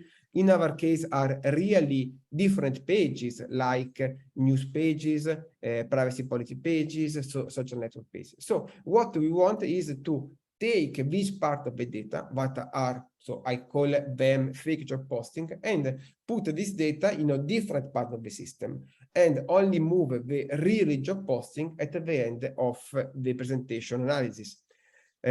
Second main issue is about the duplication, because in some case we introduce duplicate to have a good coverage. In our case, the job posting are always present in a lot of sources. What we observe in Europe, starting from the 100% of the data that we collect, only the 30% is good for analysis. The other is noise or duplicates. How we do the duplication? We do duplication in 3 different ways. First of all, during the ingestion, if we found the same URL, we drop it. Second, by description, if we find the same description, we classify the job posting as duplicate. Of course, it's not enough, because one job posting could be present in with a different job description in some case. In some cases, we have a different language. So we also use the data that are result from the classification to make the duplication. Why? If we find the same, if we found a job posting with the same occupation, the same skill set, in the same location, from the same employer, in a window, even with the same interval about timing, we mark it as duplicate. So in this case, it's a measure to better control this phenomenon of duplication. So last part of the technical system is the classification. So after the improving of the processing, we apply a lot of different AI techniques, machine learning model, and so on, to link the job posting to the standard taxonomy that we have. Of course, in this case, the challenge is to handle a lot of heterogeneous data. Speaking about heterogeneous, we have different employer, different sector, different languages, data that are coming from public employment service, private employment service, university, newspaper. So the challenge is to start from a job description. In this case, is a job description for a junior software developer, and connect this job description with the skill that we have. As you can see, in this case, I have the 2512, that is the code of the software developer about ISCO. We have the skill requested, standardized, of course. We have the location. It is in UK, but you can imagine it also in the other countries. Of course, we extract all the information with different techniques. So in some cases, we apply machine learning. In our case, we apply deep learning. In some cases, we apply some basic rule to match the data that we have with our ontology. It depends by the language or by complexity. Of course, at the end, we want to be transparent. So we produce, of course, dashboard to analyze the data, to explore the data. We produce, of course, the files with the data, and we can share them with CSV files. We can share them by create a sort of data lab. It's a way to support you to analyze the data. But of course, we produce also dashboard like this one, to analyze what we are doing with the data. So in this case, for example, it's an example of the slide that we produce to monitor the system.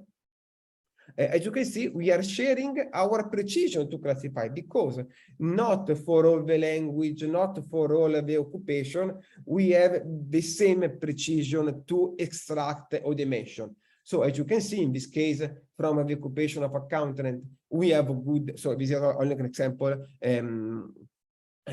about the European project that we have. So for example, for the accountants, we have great precision, so we are really able to address the accountants extraction. In our case, for example, for the accountant and the bookkeeper professional, we have less precision. So in this case, we are transparent, and we produce the data, but also the dashboard to control the quality of the data. So I finished my presentation. I just started to, so I think we have a couple of questions, something from me and something from Francesco, I think. So I start from the first question from Winnie. About the data that we link to the system. So it depends. Of course, we have a lot of link with the National Bureau of Statistics. So really it depends by the country. So we wanted to have a link. In some cases possible, in other cases more difficult, because you know the micro data are under a lot of constraints. So of course, we compare the data, for example, with the labor force survey in some case. In our case, with the job vacancy rate. We have a lot of experiment by compare the online job posting with electronic contracts.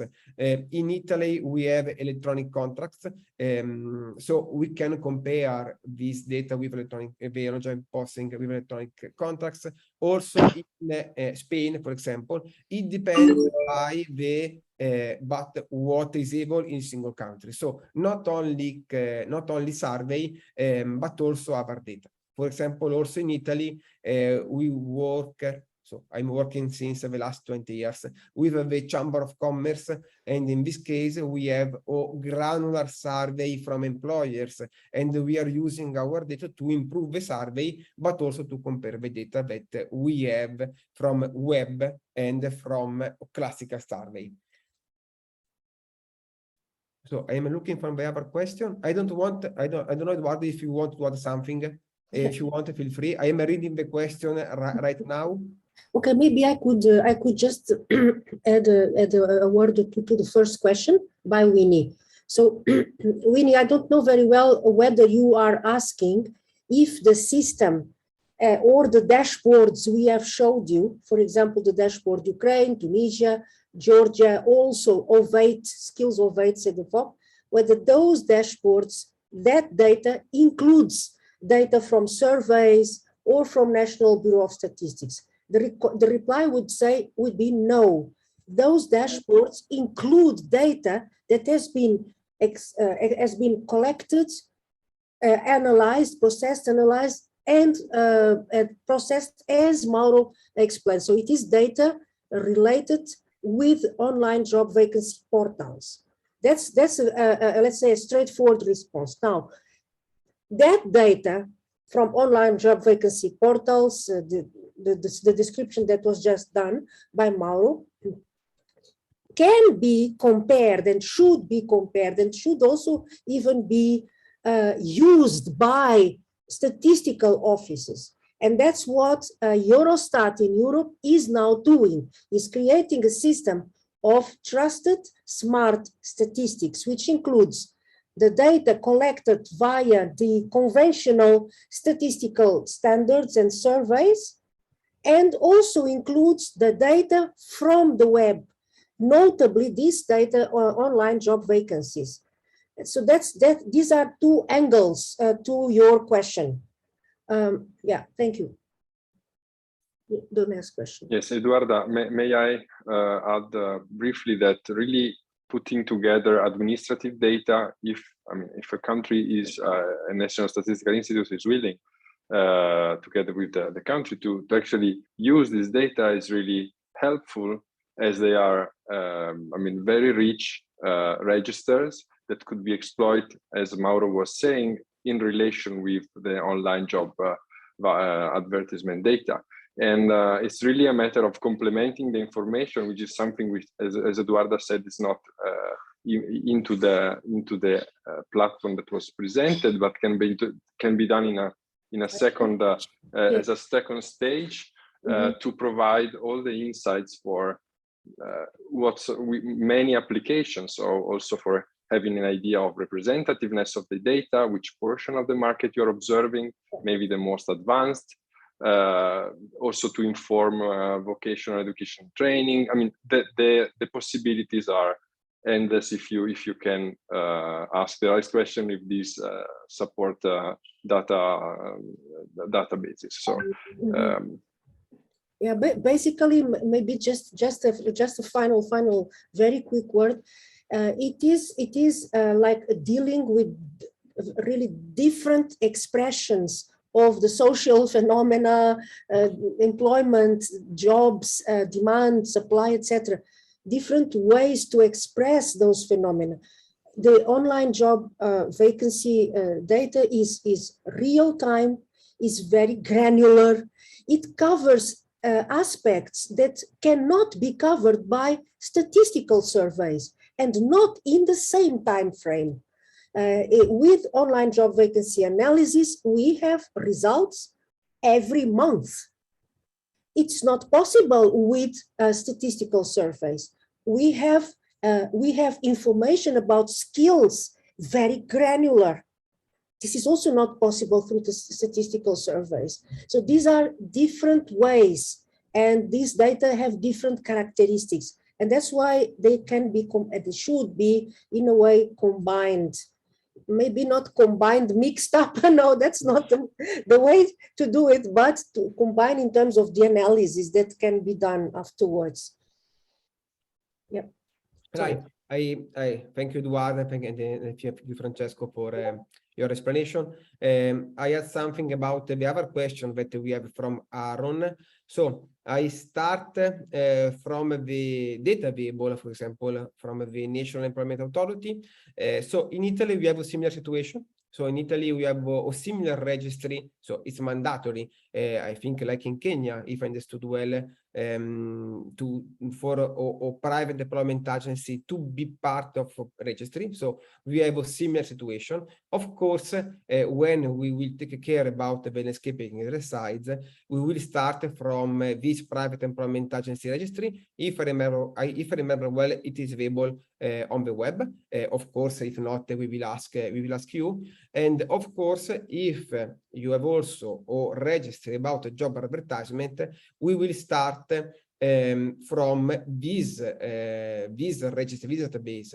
We have a similar situation in other countries in Europe. For example, in Czech Republic, we have a similar situation where each job posting must be sent to the private employment service, but also to the public employment service. So, and also in Europe, we have a similar exercise that is called EURES, if I remember well, that collect data from all of the public employment services. So, as you can see, so in Europe, we have different countries, different regions, and in each single region, we have some similar situation like you have described.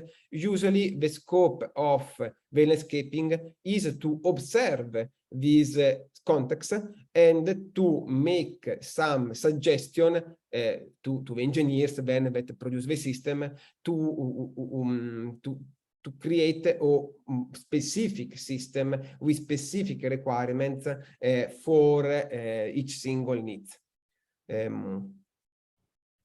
Thank you, Ruth. I don't know if we have other question. Yes, maybe there are in the same block of questions by Haran. There are two additional questions. Yes. Yeah. So I started from the one.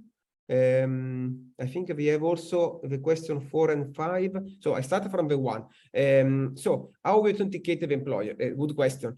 So we have a model. We have so how we authenticate. Really, what we take care is about the to take care about the quality of the job posting, because I don't know in Kenya, because the landscaping exercise is not already done, of course. What usually we observe, for example, in Italy, where we have a lot of private employment agency, the name of the employer is not really published on the job posting. It depends by the country. For example, in Germany, we have a good presence of the company name. In Italy, not. In Tunisia, 50-50. It depends by the country. So what we really observe is the reality, is the trust of the job posting. How we do? We have a machine learning model. So we train usually the machine learning model with fake job posting. So we classify manually the job posting with really job posting or fake job posting, and we have a model that is able to say as true or false. True, real job posting. False, this job posting is not authentic, so we need to remove it. So it's not a new technology. It is the same technology that everyone are using for classifying the email. So if you have in mind your email, you have a folder called spam, where your system put the wrong email inside the spam folder. We are using the same technology, but of course we are not using email to train our model, but we use real job posting and fake job posting. I think we have other question.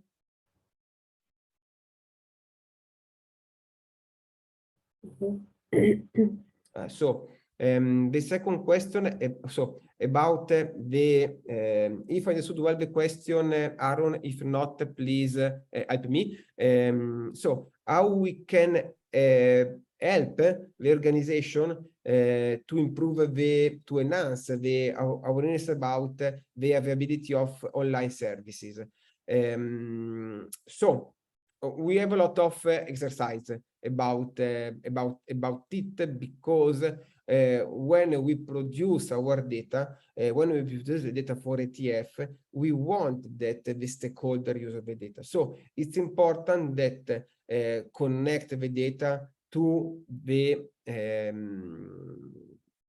training institution, for example, university, training providers, the local labor agency, because the real scope of the system is not to maintain the data inside the database, but is to use the data. So it's a good exercise to produce a specific dashboard, for example, for a training institution, to address some question. Of course, usually it's better, in my opinion, to start from real needs, because in this case, we can start from a specific question, from a specific needs, and start to use more fresh data, like mentioned by Eduardo, like mentioned by Francesco, to address this question. For example, usually the question that we have from a training institution or employer is, so they want to see what are the more requested skills, what are the more important skills in their area for a specific occupation, and we can produce some specific dashboard to address to this question. So it is the first start point. A second, to enhance the awareness, of course, we need to work with them, and of course, it's a big goal to collaborate with the National Statistical Institute, because it's important, of course, this relation.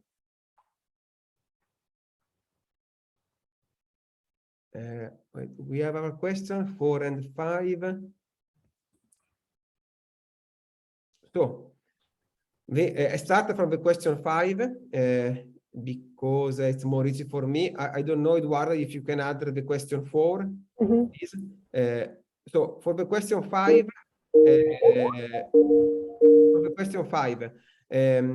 the online workers, yes. Sorry. There was somebody calling me. For the online workers, yes. So we started to monitor the remote workers, the online workers since 2020, like everyone, of course. How? Because we started to observe the present or in the job description of the remote working condition. Of course, it's something that it is an experiment. Why it is an experiment right now? Because each different country, in each different context, there are different ways to call the remote working condition. Let me to give you an example. Speak about the US, UK market. They use the job location to indicate the remote condition. So what we observe since 2020, they are putting job location not equal London, I don't know, Dublin, Edinburgh, but a job location equal to remote. In this case, we started to observe the presence of remote and also our sentences to monitor the evolution of the online workers.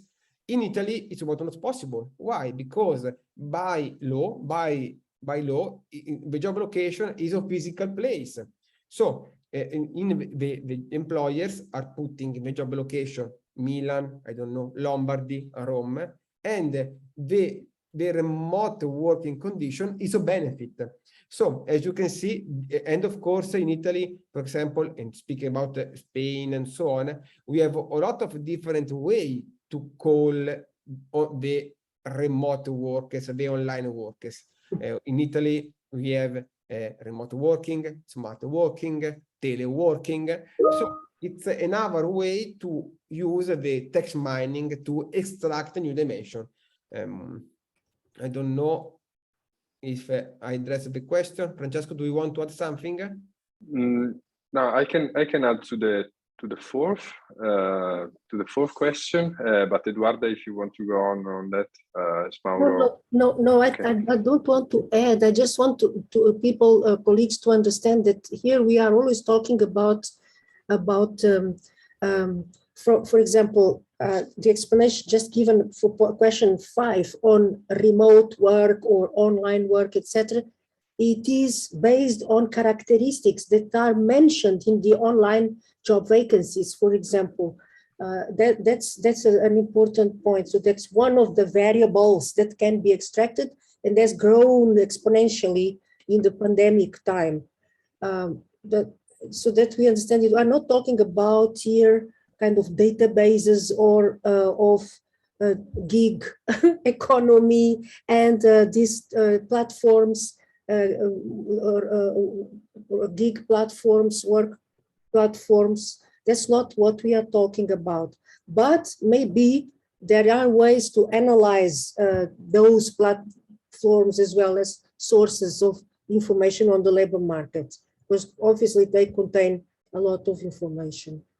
The same thing can be said about, for example, LinkedIn, but I don't know whether LinkedIn accepts scrapping, etc. Probably not. There should be other techniques to access that very important source of information. Yeah, sorry, please. Yes. No, Eduardo, that's really the point that I wanted to stress as well, that what we are gathering are data about the job posting made by intermediaries or by the companies themselves that are looking for some specific profile workforce. So they want to hire. So the implicit information is that they are ready and willing to hire new employees with specific characteristics, and so they are disclosing some also some features of the technology techniques, the type of occupation that they want to have in the future or right now. So it's giving us an information about what the firms desire in terms of profile of employees. So in principle, so we are not really identifying or counting, identifying clearly not, but also counting flows of workers. So this registry is only about the characteristics of demand. So what companies disclose about their needs in terms of employment. And so if we consider migrant workers, what we could do, for instance, is if we have access to sources that post advertisement on needs of specific employer in the country that are migrant, they come from other neighboring countries, for instance, we can try to identify that. So for instance, there are in Europe, we have portals that advertise job opportunities in Italy, and these portals are located in Romania, for instance. So you have migrant work that moves seasonally from one European country to another. And what we can do is that by enriching the sources, adding not only sources located in the country, but also scanning for sources that post sources located in other countries, but can actually post in the very same, in the countries of interest, we can enrich and give this kind of information. But it will always be information about demand. So what it is interesting is that information about labor demand is quite scarce or difficult to obtain. So labor force surveys, international surveys mainly look at supply side information. In this case, you have real-time information on what employers desire in terms of employees and their characteristics. So the only last topic, and then I move to the last question that we have. Of course, because when we collect data from, so speaking about Kenya, we can also select portals that are not specific Kenya portals, but for example, international portal. In our table, in our database, we produce 2 dimensions about the location, like mentioned by Francesco. That is, one, it is the job location. One, it is the source country of the job advertisement. And we do a lot of exercise to compare where the job posting is published, the source country of a job posting, and where it is the job location, also to observe this phenomenon described by Eduardo and Francesco. Speaking about the last question, so we collect the data each day. We collect the data each day or every 2 days, mainly. So the time frame depends by the source, because we don't want to make some issue to the job portals, the job boards. So we want to be polite with them. So when we run this scraping, the crawling and so on, we usually monitor the sources every 1 day, so 1 time by day, or every 2 days. It is our time frame. Of course, in some cases we have some sources that monitor 1 time by month. In our case, 2 times by day. So it depends also by the agreement, if we have an agreement. But on average, it is every 1 day or 2 days.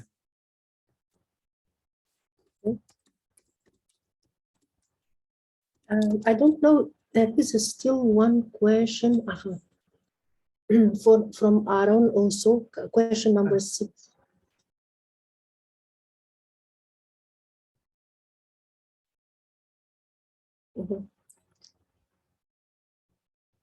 Yes. So, like I mentioned, if I understood well the question, Aaron, yes, because so when we produce the data, the final data, of course, we select, for example, the Kenya as job location, but really what we have under the hood, we have a lot of international job boards. We have also data coming from multinational organization, multinational company, and so on. Of course, like I mentioned before, you have in mind that we also have the 2 dimensions. So where the job advertisement is published. In this case, we have the country, for example, we have the name of the website, so we can observe this phenomenon. And then we have the job location. So speaking about Europe, we observe also the different languages to observe the phenomenon described by Francesco, for example. I don't know if in Kenya is important or not, but of course, we have all the dimensions, starting from the source, the name of the source, the website, in some cases the URL, the name of the employer, and where is the job. Remote is one condition, or the country. Maybe we could also add, because I see that this is a question that is important. It appears already twice. What we can add, if we would look, for example, at one example of our dashboard, just share it on screen, and we can see the variables we have now. And we have showed it already in a slide, but we can simply put it on screen. Yes. One of the dashboards, and the question asked by Aaron could be addressed through a specific variable, a specific page. So remote work or online work would be one of the characteristics we want to have specifically showed in the dashboard. So and this is, as you can see, Aaron, it is not present in the current dashboards we have. It was not that important, and now we can start using it as well. So now we have maybe if you don't mind, just showing occupation education, occupation industry, yes. Not occupation, and occupation education, so that we see the combination of two variables. Yes. So yes. We can add, Aaron, remote, online. That will be one additional characteristic. And it will be represented in the dashboard. And every month, when the data is released, we have also that one. So we will see something like a ratio or a rate of remote work rate or something like this. And this will be all displayed by occupation, by all the occupational groups. It will be displayed by sector as well. Even by education experience, and you can have then like this a very good then database and information that includes a specific variable new, not yet included in our dashboards, that is remote work or online work or something like this. So that's something that can be done. Remember I said in the beginning, it is let the data speak. This data is millions of data, let's say, call it data, online job vacancies. All the questions you have in mind, you can list. These are the questions we need to know in our context, Kenyan context, Ministry of Labor, Employment Agency, Statistical. Can you extract from that big database this kind of variables? And we try. Remote, it's for sure now possible. Remote work or online work, it's for sure possible because it's now present in indeed many online job vacancies on the demand side data. That's what I wanted to say. Please, Mauro, if I said something wrong. No, it's okay, it's okay. Of course, as you can see, so we have some fixed dashboard, but so we can build everything. So in this case, for example, the perimeter, the boundaries of the dashboard is the Ukraine country, but in our case, we can also use the Kenya as a source. So we can select the single sources. So as you can see in this case, we can go in detail. So these are Ukrainian or international website, and we can select. We can go in detail about, for example, the different dimensions. We can select everything. So of course, we can add more sheet to this dashboard. So in this case, we have this comparison between language and the location. So you can see, we can observe, for example, when we started in Ukraine in 20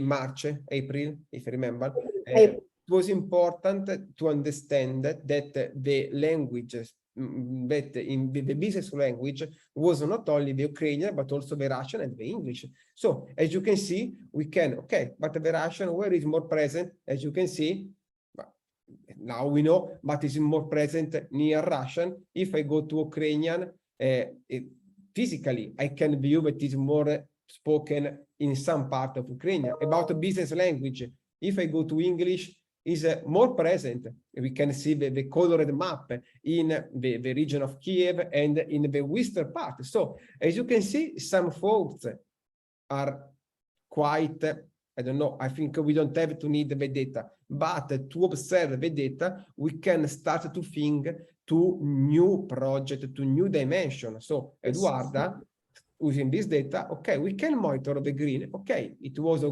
new sheet added by ETF with the help of Eduarda to measure the green share in this case. So we look for specific term, we connect the specific term to the taxonomy provided us by the European Union. So it's a very experimental result. And you can see we can measure green share, so the presence of green terms in occupation and industry in the different year, different industry, different region, and so on. So, of course, it's not the single exercise. So let me to share our dashboard that we produce also for our region in Europe. So in this case, sorry, I can move 1 second. I will go very quickly. Okay.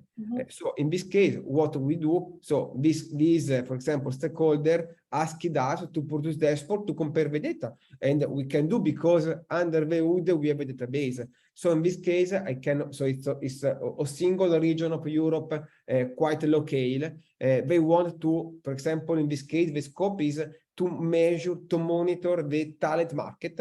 So as you can see, they want to compare the data. So in this case, they want to compare the data of 2022. We can compare with the 2019, observe the what is happening by the single month. They can go in detail with the single time series. We can compare the number. They can go in detail by compare, for example, the education requested in 2 different periods. So it's another way to use the data. As you can see, the dimension in this case are classical dimension because we are using the time, the education. In our case, like the example from Eduarda, we are using new dimension, the green share. But we go in, so because we have a job description, we can extract also new insight, new matrix, and so on. Okay. Thanks a lot, Mark. Harun insists on question 4, which is, does the system manage exit and return of migrant workers on a real-time basis? So the system, as we saw now, is not addressing this issue of migrant workers from the point of view of flows or mobility. It is addressing the demand for migrant workers, demand for mobility, for labor mobility, for workers for mobility, but it is not about the workers themselves. It's about demand for workers. So, and this question about flows, managing or tracking flows, exit and return, this has to be done with other systems. And of course, I don't know if colleagues Marco and Mauro and Francesco, if you have any examples of systems that are doing this already. Well, usually. I mean, Mauro, sorry, this, the point here is that if you want to follow workers, you have to actually rely on other kind of information, and with other, clearly you need other, also, let's say, agency for that, in the sense that it usually, I mean, the single job offer can be filled by anyone, moving or not. So seasonal work is quite in some sectors such as agriculture, but also depending on the structure of a country, is usually filled by workers moving from, this is the case of Italy, from nearby countries that move and migrate. But the decision of migrate is really after it's really about the labor market matching between the demand, which is exposed into the ads, and the decision by job seekers. So if you want to monitor this kind of flows, you're not looking at demand, but you're doing some kind of monitoring which is related to really to the government. And so maybe you should inspect some administrative data. You may want to that actually collect, for instance, characteristics of labor contracts, or also on surveys on resident workers. So in that case, you monitor how workers move for a job. So, but maybe if you may elaborate a bit on your question, we may be able to reply better on that. So Mauro. Yes, so I think the question is addressed only to share what we have in a real job posting. So in this case, is an international job board, it's Sing. So I only run a fast search. So as you can see, Sing is present mainly in Germany and Austria. We know why we know it, because from the landscaping that we do in Europe, we observe that Sing is a good source of job boards, of job advertisement in Germany and Austria. So if I go here and I look for Kenya, as you can see, I found 29 jobs currently published for Kenya. In some cases, I have noise, I think, of course. In our case, I have really some job board that are publishing our employer. In this case, there is the name of employer that are looking for someone for South Africa, Kenya, Nigeria, Zambia, and so on. So as you can see, we can observe this pattern. Of course, it's not a way to monitor the migrant real time, like mentioned by Francesco. We need our sources of the data. Of course, it's another way, I think, to observe the phenomenon from another point of view. So as you can see, so for example, if now I go to my database and I look for Kenya, I found already some job posting published from European job boards, from international job boards, from employers that are looking for someone in Kenya. And of course, if I go now to Kenya job boards, I will find something for Kenya, something from the countries near Kenya or for Europe, I think, in my opinion. So as you can see, it's to monitor this source country and destination country, it's a way to have real-time the request. So speaking about the job posting,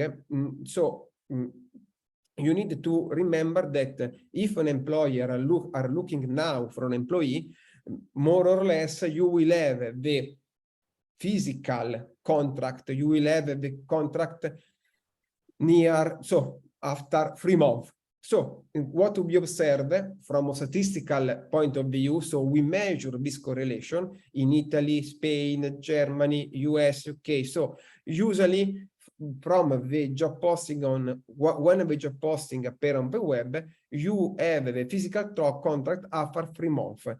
So it's another way to predict this phenomenon, to not, of course, the full phenomenon, but you have another dimension to put on the table to analyze the phenomenon, I think.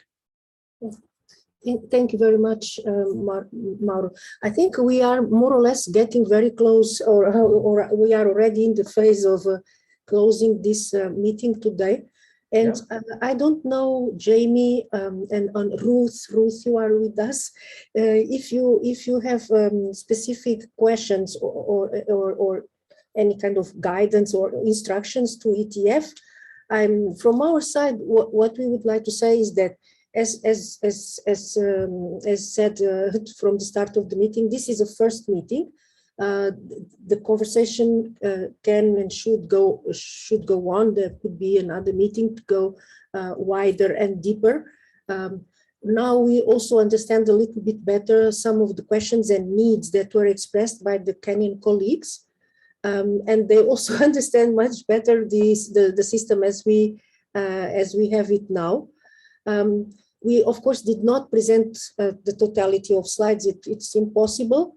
And at the next meeting, what could be done is then just even 1 hour, 1.5 hours shorter if needed, simply go through how to do it, how to build it, and how can we work together with the Kenyan colleagues, with the Kenyan institutions to put together this system. And immediately also taking into account some of the needs that were expressed here today. For example, the remote work or online work as a new variable for analysis. And this question about the migrant workers, we will analyze and check a little bit what other tools, instruments exist or are being used that we could also present and clarify a little bit better at the next meeting. And of course, one thing also that would be nice to have is the list of participants with the contacts, with the email contacts. And we will share then also the newest version of the presentations. We did a bit of fine tuning yesterday, and we can share those. And we are available for a follow-up meeting, very, very practical, now really looking more at how and what specific, let's say, customization could be done for the Kenyan institutions. That's all for now. And we are ready from as ETF to engage in a concrete project. Let's say, where we have prepared the necessary resources, etc. It's a matter of discussing how and when. Thank you. Thank you, Madam Eduarda, and this for that elaborate discussion, and also being able to get from your colleagues. I think we have been able at least to get out of excitement, because we can see there is a lot to run. We actually having under the National Employment Authority, IMS, we have job seekers registering. We have also, it's almost like a real time, because people advertise for their jobs are advertised and where people actually apply. But there's quite a lot can learn from each other, and the idea we said we wanted to ensure that our KLMS is more interactive. It's one of the hand we wanted to overcome. I wanted to welcome Mr. Maru. He got another meeting. He's leaving for another meeting. I thought maybe for him, if he could make some comments. Then from there, Mr. Katish can also make a few comments as we wait there, because we wanted to know now the way forward from here, because that is quite of interest to us. I wanted to open up for Maru before him for the meeting. Thank you, Winnie. Many thanks. We let us, yeah. If you all agree, try to think of a good moment for a next meeting, and maybe colleagues. And I'm addressing to Winnie and Mr. Haron, etc. We take, of course, the questions you have already presented today. We will look at them a bit more in depth. And if you have additional questions and additional, let's say, even framework needs, that would be really good to have also, so that we can try to customize the approach to your needs. That's to Mr. Maru, maybe for comments before he leaves for the meeting. Yes, please. Thank you, Madam Winnie, and thank you, team, for the presentation. It's a very exciting interaction, given that we also have been trying to develop the Kenya Labor Market Information System, which we're trying to introduce crawlers, scrapers to gather information, but maybe not at the level that has been presented today. But I think it's a move in the right direction. We are also developing interactive coding system where we are linking international classification standards like the industry classification, the occupational classification into the system so that when you collect data, you're able to link and do analysis. However, I must say that what we have had as presented today is a little bit on another higher level. But that does not mean that we do not aspire to get there. And I can see that there are opportunities for us learning from you and also incorporating what you've already done so that even as we still rely on traditional sources of information, then we can incorporate the new way of doing things as presented from the big data. So that we can find a way of integrating the two, because you'll find that maybe our labor market has not advanced so much in the sense that vacancies are declared online by, it's still either adverts in the papers, it's still a word of mouth as to where a job is. But then given that after the COVID-19, and I could see you the presentation talking about transiting within 2 months. Yes. Yes, in such a short time.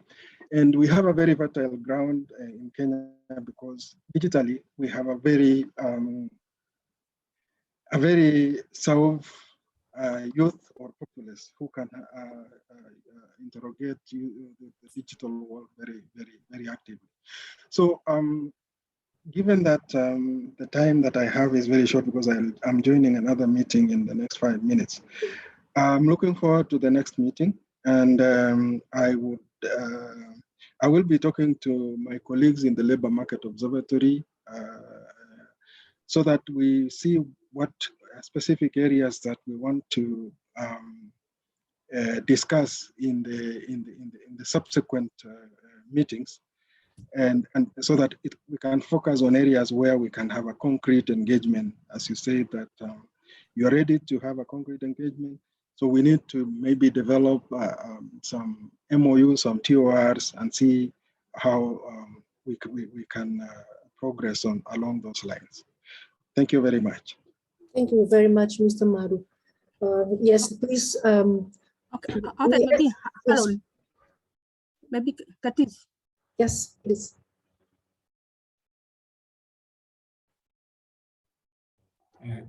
Thank you very much, Madam Winnie and colleagues. Thank you, mine. I also want to really appreciate what has been presented to us. I must say that this what we are looking for, because basically what I've seen is something that will really sort or give us a solution, and maybe what we only need to do is to try to have further engagement so that we can really get to understand the functionalities of the system. As much as I've said that, just as Madam Winnie had indicated, at the National Employment Authority, we also try to automate the services, and what we have is an integrated system. I don't know, Madam Winnie, do you want me to do a demo, or I just do an overview? We can just give an overview. Another Okay. time we can give a demo. In the interest of time, yes, so I'll just do an overview. So basically, we have an integrated system, which is basically a tool for the National Employment Authority and all our stakeholders. And our stakeholders being the job seekers, employers, private employment agencies. And when I talk of employers includes training institutions. So we are able to register job seekers through the portal. We are able to register employers through the portal, and now also private employment agencies are able to apply for registration, and we are able to really regulate the private employment agencies on a real-time basis. Employers are able to advertise the available job opportunities through the system after registration and approval. At the same time, private employment agencies are able to advertise the job opportunities which they may have sourced for outside the country or locally. So one can, an agency can be registered to do recruitment for the local markets alone, or recruitment for both local and foreign markets. So that means a private recruitment agency is able to apply to advertise both locally available job opportunities and job opportunities available outside the country. Yes. And the moment these job opportunities are advertised, we actually, the starting point is all job opportunities, particularly those that are available outside the country, must be approved by the National Employment Authority before being advertised. So that is one way of ensuring that the job opportunities being advertised are genuine. Yes. This helps us in eliminating having job opportunities that are not authenticated, which end up having job seekers being swindled. Yes. So from this, we are able to really get data for job seekers, for job opportunities that have been made available either locally or outside the country. We are able to know the number of Kenyans who have applied for those jobs, those who are successful and those who are not successful. And those who are going to work outside the country, we are also able to know the number of Kenyans who may have gone outside the country to work, and those and the status of their employment. Private employment agencies have the responsibility to ensure that any migrant worker is safe wherever he or that migrant worker may be, and they are able to update the status through the system, whether an employment contract has expired or not, whether a contract has been renewed or not. Right from the time a migrant worker departs the country and when the worker returns back, the private employment agency is able to update the system. We are in the process of doing an integration with the border management system so that all this will be on a real-time basis, particularly when a Kenyan departs to a destination country for work, and on return, we are able to also get that information on a real-time basis. This is work in progress. And from this, we are able to generate some data and do some analysis. We've done some analysis. Of course, as my colleague Maro had indicated, it's not at the level where which we have seen from your system. The technologies we've used is not at the level of the technology you are using yourselves. And maybe that is an area that we will need to work on and they maybe get support. Also, the issue of the hosting environment. This is a system which we just we started, I think, a few years ago, about 3 years ago. It's work in progress. So yes, we've started, and I'm sure we will be at the level where you've shown us with your support.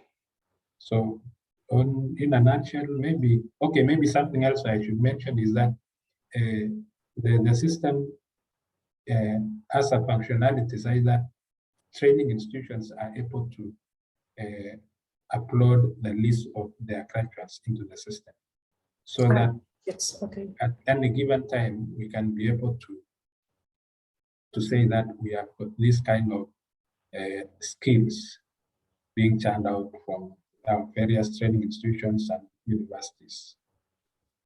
Having said all this, one of my or the biggest challenge we have is the usage of the system. Being a new system, just like any other system, as you may have experienced in maybe in other countries, there's always resistance in terms of adopting to a new system. So that's the challenge, and that's the challenge we have, and that's why I was really raising a question on awareness creation.